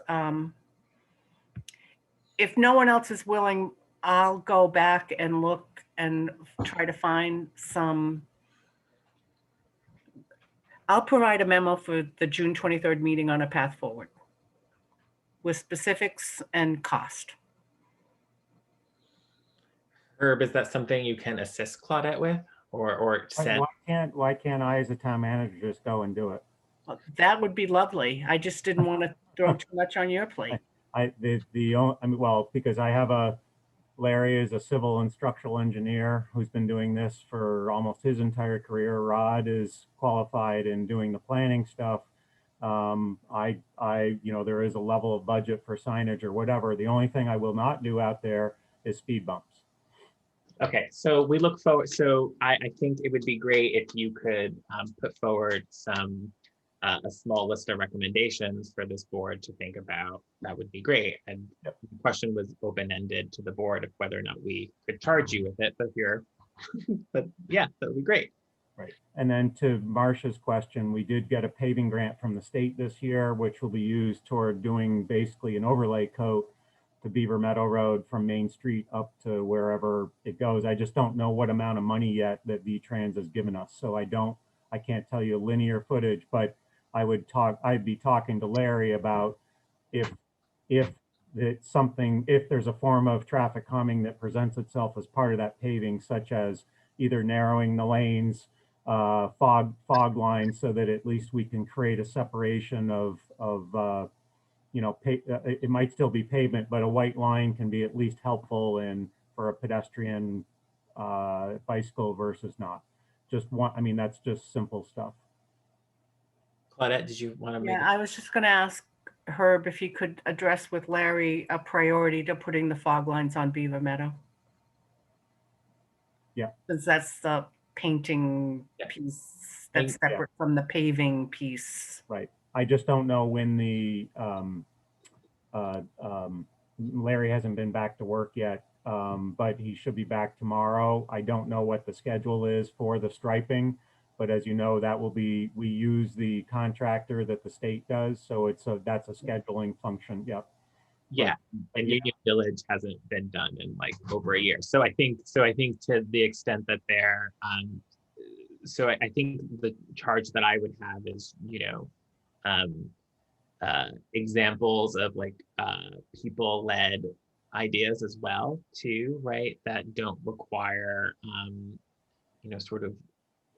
that don't require sort of this waiting as well. So anyway, go ahead, Marcia, and then I would like to move us on because I know you have a document that might be helpful to share. It was just, I was going to suggest that V-Trans might have some experts. Right. And to the point of my document, it is by way of trying to help people so that they understand things, and not by way of sort of a roadmap for them, but a help. Right. And I won't, because we're over time, I won't sort of share it, but, Marcia sort of had like a purpose outline and then solution, which I think, could be brought forward as a communication tool in general, so I'm going to actually try to use it for the policing update. Peter, I'll take your public comment and then I need to move us along. I'll be brief, and I appreciate Marcia's comment about VTrans and experts, because I do think that we could be much more innovative in our approach. And I really appreciate Herb's open-mindedness and your all open-mindedness about fog lines and things. These are things we've been mentioned even 3 years ago, and we were told that these things couldn't happen. We're very happy that that's a possibility. Would you all be open for other suggestions that we have about more innovative traffic calming methods that we can come up with? And this is a difficult task. It's a through road with heavy trucks coming through here. It's not, unfortunately, the flags won't work here.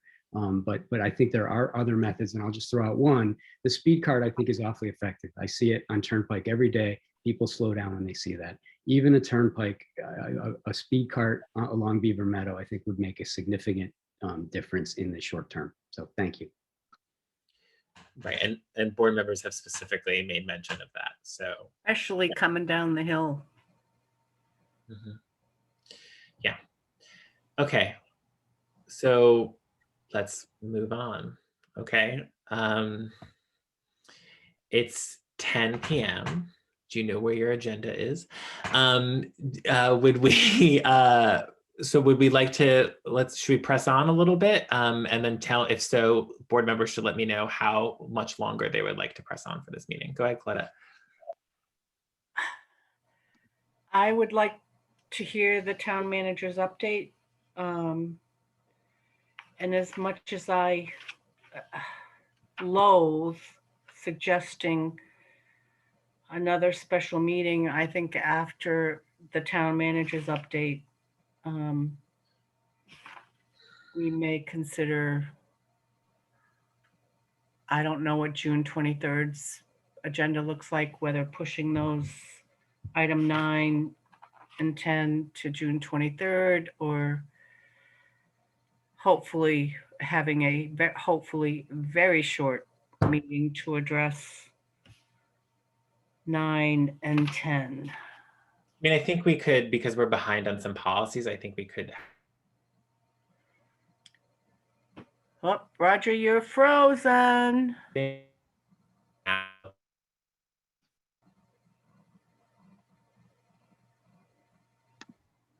Uh-oh.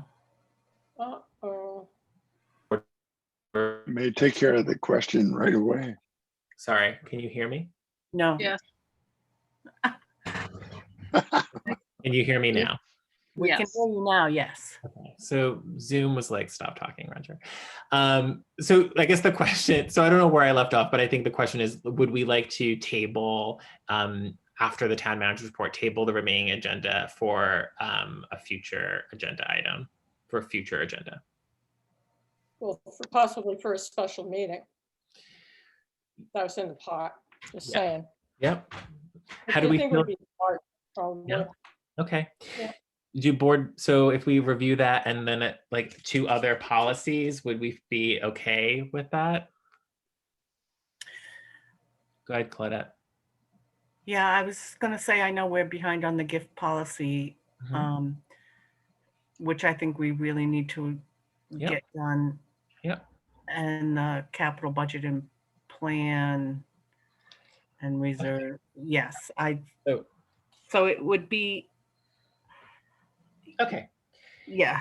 So we'll table this and then we'll have a future meeting maybe next week for some policies, including what's on our agenda right now. Okay. I think that's smart. Yep. Okay. And my apologies. It's my job to make sure we get us out on time. And so I'm sorry. We're doing my best. Okay. Town manager report then.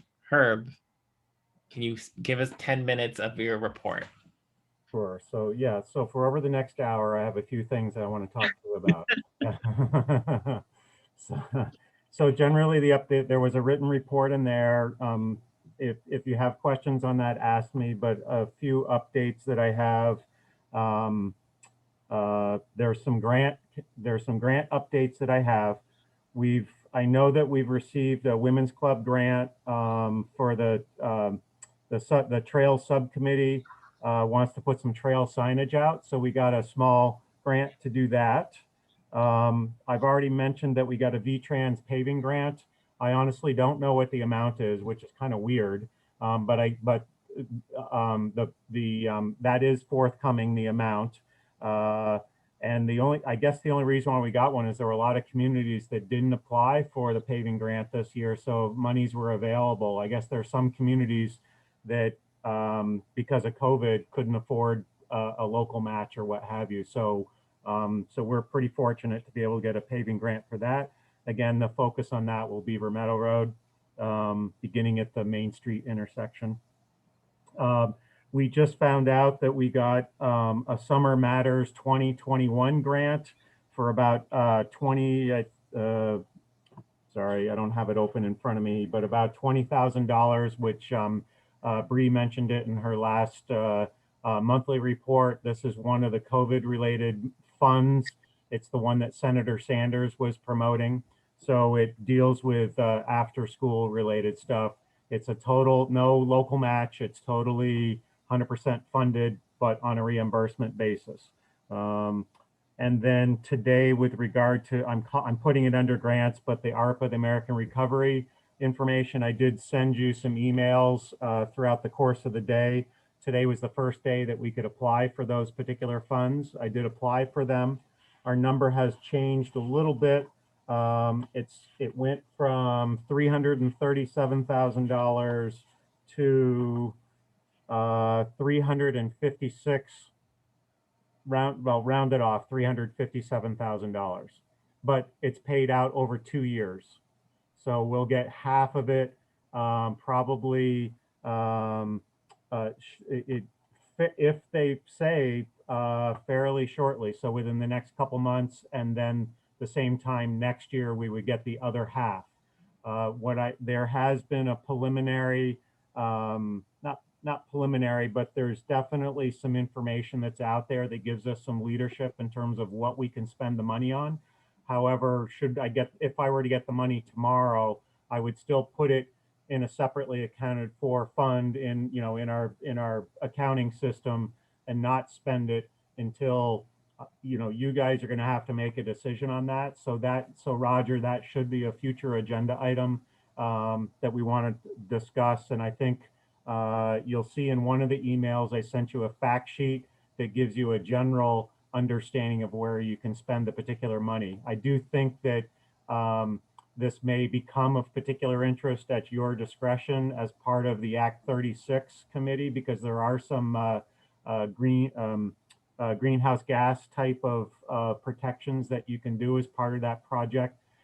There are some other things that are priorities that you don't have under your umbrella. In other words, broadband extension and water extension, also wastewater, but you don't have wastewater in the town. You do have water, but that's under basically the fire district, which is a separate municipality. But if you chose to use some of those funds for something along those along that issue, I still have to look it up, but I'm pretty sure you can set up some kind of an arrangement with the fire district to be able to use funding for water projects should you choose to, and maybe even Rob, say EC Fire, if you chose to do broadband, maybe you can work out an agreement with EC Fiber, since I think they're in the middle of laying down some line in Norwich presently. But again, future agenda item, something to discuss to kind of make sure that you're focused on it for a while without a bunch of other agenda items to discuss. But the monies have been requested, so there's no fear there. There's additional stuff that we'll have to file in the future, but nothing else needs to be done right now. And on that, Marcia? I just before he leaves that, can I ask a question, Herb? Please. Fire districts, separate municipalities, they're not eligible for funding? As I understand from attending the Prudential Committee annual meeting this week, they were not targeted for particular funding specific to this pot of money that comes directly to municipalities. So I think this is more like municipalities proper, for lack of a better term, than some of these special purpose districts that have municipal authority, but aren't technically municipalities by the the definition of what we think is a municipality. There may, Thank you. all right, hold on a second, Clyde. There may be other pots of money. The governor, the state has been allocated their own source of funding, and it's up to them to decide how they want to distribute it out based on the guidelines from that standpoint. So they may opt to make money available through either the RLF program or Vermont Bond Bank or something that might help to leverage that sort of stuff. But that's not really known right now. Thank you. My point was just going to be, just as the school district is not eligible for ARPA funds independently. Yeah, because school districts are themselves a municipality as well. Yep. I already updated you on Sergeant Keeling. I was hoping to have it done for tonight, and I apologize, I don't. I'm trying to just update the latest COVID stuff with the idea that I would be, I'm trying to open up Tracy Hall beginning next week. That would be on an honor system for folks that are fully vaccinated and are only looking to come into Tracy Hall for governmental services at this point. But again, the idea is, as we're starting to loosen things up and the governor has lifted a number of his orders, I think it's time for Tracy Hall to start opening up again. The public safety building will continue to remain closed, but for the vestibule area, or obviously services coming in, and public works remains closed to the public anyway. But the transfer station may see some changes as well. I'm in the middle of trying to finish up that draft and getting the department head feedback, but I just wanted to give you the heads up that I'm hoping that next week I can open up Tracy Hall again. Can I interject very quickly? Please. I'm speaking, I'm the representative of Jack Cushman here, who I guess as the chair of the Solid Waste Committee has been getting quite a few inquiries from the public about the transfer station and the, especially plowshares in the book shed. Yep. And getting those back open again. So, yeah, I've been purposely delaying on those for a little bit because those two structures or those two facilities there tend to allow people to congregate. So I've purposely not opened those yet because I want people going in and out during the COVID stuff. We're now right. What I've wanted to do is have an updated discussion with Larry, knowing also that that everyone is asking the same question. Larry was in the hospital beginning last week, so I haven't been able to catch up with him as part of this is part of the plan that I have with the COVID stuff. Okay. So that will be part of it. And I do foresee those facilities opening up again. I just want to be able to talk to Larry to make sure that there's a comfort level at the transfer station with the staff there, and then of course with Larry as their supervisor. Okay, just Solid Waste has a meeting tomorrow night, and I told them I would ask. Okay, no, I appreciate it, and I know that they've asked to reach out to try to see how facilities there can be improved, updated or whatever for the idea of trying to do better with regard to getting recyclables, minimizing waste, et cetera, et cetera. So I look forward to hearing what they might have gleaned from the staff up there. Herb, can you tell the board a little bit about some of the thinking you've done about hybrid meetings? Obviously, when the emergency order is rescinded, we'll be back meeting in person, but there may or may not be a desire to have these meetings be hybrid. So can you talk about some of the work you've done for that? Sure. Yeah, that was part of my update. Just hadn't gotten there yet, but I do have I've had preliminary discussion with the new director of CATV.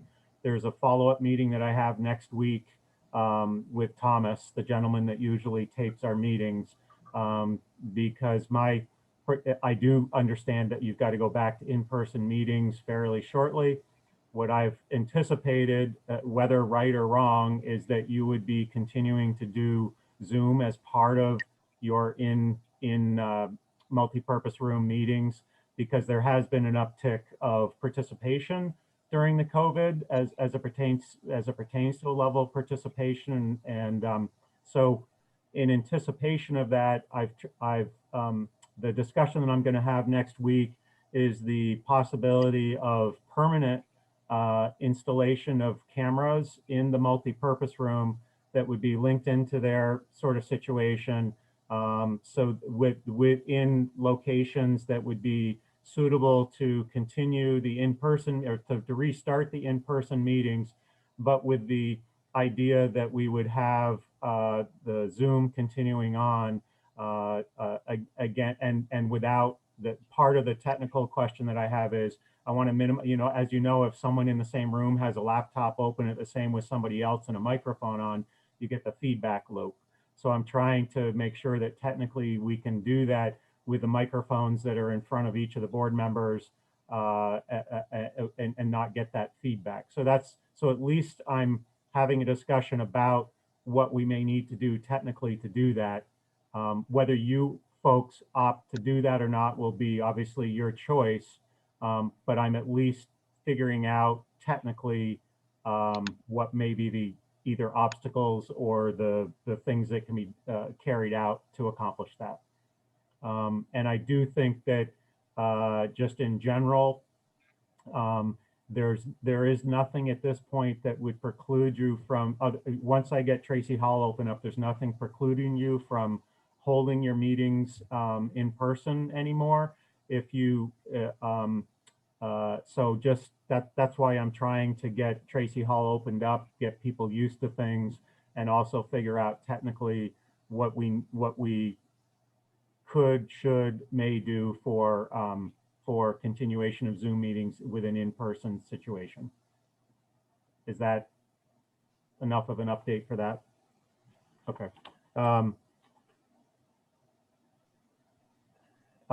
There was an update I asked, because there's just been a lot of little paper going around with regard to the Katuki versus Norwich lawsuit and the open meeting law type of issues. I did ask the attorney in one of his emails to provide an update, which he did do late today or earlier today, which I did send you in an email. So you do have that update in terms of generally where we stand. I wanted to get that because sometimes in all of the filings that attorneys do, it's easy to get off track in terms of where we sit. So I just will point that out to you, that in your email box, you do have that update. And if you have any questions from that, certainly just ask me at the next meeting or give me an email and I can update you. In general, where the attorney's coming from is basically saying right now the filings are in. There's some more work that may need to be done depending on what Chris may opt to do. And then effectively what we're doing is waiting for the court at this point to either make some rulings or to set a schedule. Or both, I should say. Yep. All right. I want to mention that the memorandum of understanding with the school district has come up again because technically that's going to be ending fairly soon. And yes, there is kind of a rollover provision in there, but based on some discussion with Bree, we really don't want to do necessarily the rollover provision because there's a lot of things that were assumed, such as, Larry having an additional laborer position and all that, which he doesn't have the affordability for in the coming budget year. So I wanted to make sure that you folks knew that process is effectively starting up now, that you haven't missed anything. If there are individuals or things that you feel that you need to impress upon there, that's fine. But at least at this point, Bree and Larry have been in touch with Jamie Teague and Tony Daigle, who kind of they're the ones that kind of figure out what are the particular projects that we might be able to work on. Specifically, there are the school would like to continue using the outdoor space for the Milk Fry nature area. In order to do that, there's some pretty some contractual work is needed for some additional forestry management. We're going to continue to try doing the town green, even though we don't have the laborer position. So there are some of those things that we're trying to put together. But basically what we'll do is we'll have something put together and we'll share it with the board before we get the signatures, because especially I know Claudette, that was an issue of yours a year or so ago. So we are very cognizant of that, and we'll get that kind of input. But if there is a board member that wants to kind of bird dog along, be happy to have that. I don't know if Tom Candon as the school board rep is going to be part of that or not. I think it's just going to be the 4 staffers, and then we can run it through the particular boards. But that's clearly the intent. Claudette.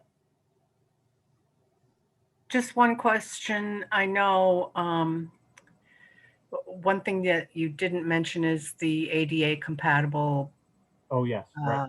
path through the forest. And I really want to be clear who's going to be responsible for the cost of development and the maintenance. Yep. And those are part of the issues that will work out. But the initial theory is that the school district is going to be, that's their responsibility. It will have to be worked into probably into the management plan and all that, because it's what we're learning is that there's an existing student that can manage certain aspects of an improved trail, but there's another student coming in that actually requires even more accessibility requirements. So that's on the table for discussion, not forgotten, and we'll make sure that's clear as part of the MOU. And or at least a shared responsibility, not to overburden one municipality or another. And I know we're kind of crossing the line on some confidentiality issues related to the school kids. Right. Yeah. And Herb, can you remind us how the forest, like budget related issues for the forest management plan, are budgeted right now for Milt Fry? So in essence, the management of the forest belongs with the Upper Valley Land Trust and the management plan that's put together. But we essentially are the umbrella to that, as essentially the owners of it. And basically speaking, it's our responsibility for the maintenance of the area subject to that plan. And there's some oversight provided with the Conservation Commission as well. With the situation of the school they started to use that space as part of COVID, and they have bellied up some of their money to help in putting those particular classrooms together. Now that we're getting out of COVID, they're interested in continuing the outdoor spaces as part of their curriculum. So Claudette's question is a great one tonight, because there is a level of, now there has to be really an understanding of a shared cost between the two entities. And I think the MOU is going to help to delineate that. So, but just to be clear, there's no budget line for Milt Fry and the town of Norwich's budget, yes or no? No. Well, under the Conservation Commission, there's a particular line item that deals with it, but it's not a big, huge line item. And then if there are things that Public Works can, if there's one tree that needs to come down that's manageable, well, Public Works can go out and do it. But over the last fall, to get it ready for the classrooms, it literally had to be done by a contractor in a not protected environment, but in the controlled environment that a true tree service understands. There's some additional work just like that has to occur again. And to have the classroom space out there, the school district has to be a participant in the cost for that, as well as the town under its normal kind of maintenance. Okay.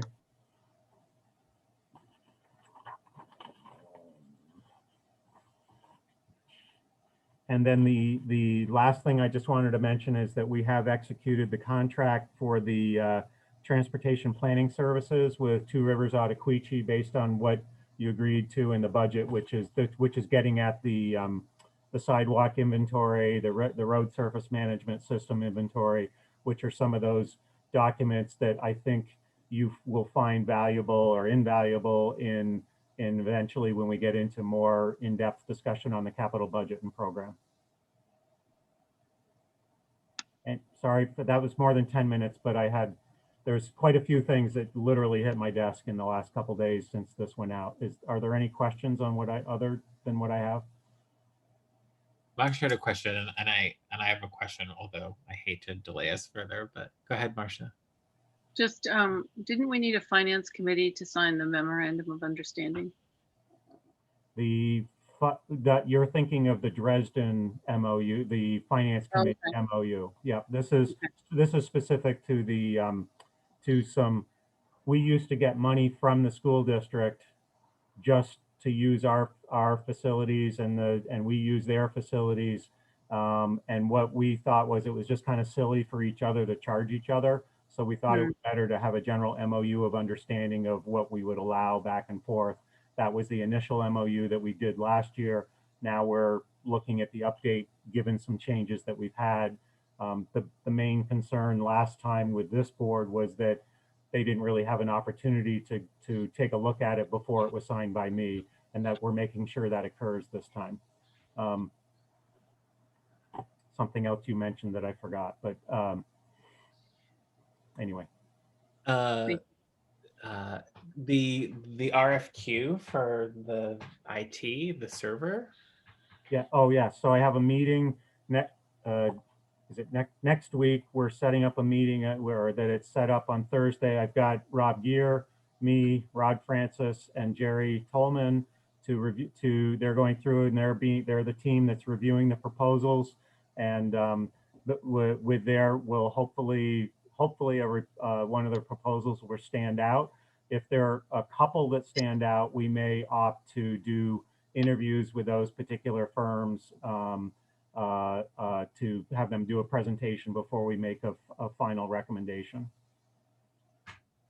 Cool. Good, Claudia.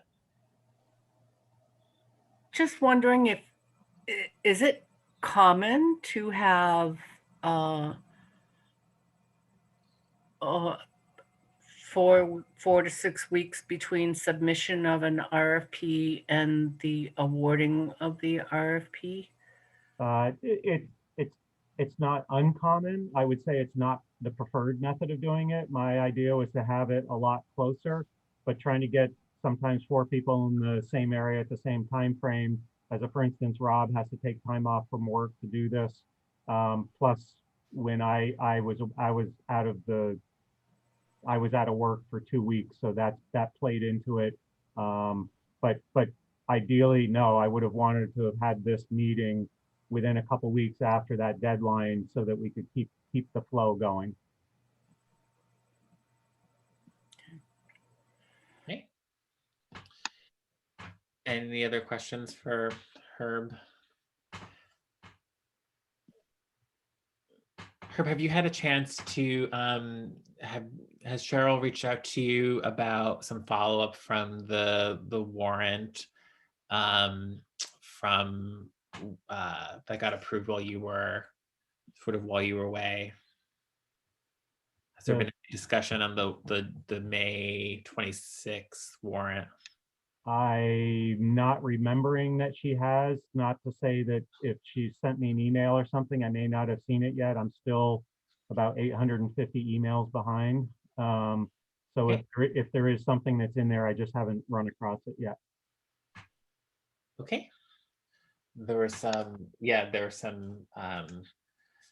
she had identified some matters, but anyway, I know Cheryl's in the room, so not to talk about her, but I'll follow up if there hasn't been a conversation. Okay. I know there's a couple things that she's brought up with Becky or what have you. I just don't know if that was one of the issues that was brought up. Okay. Good, Claudette.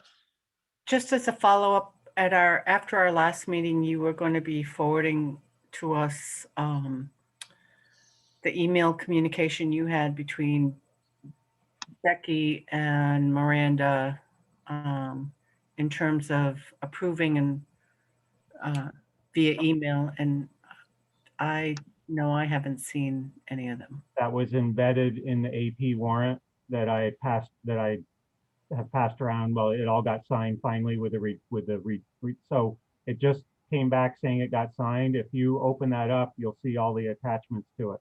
Okay, thanks. Okay. Any other questions?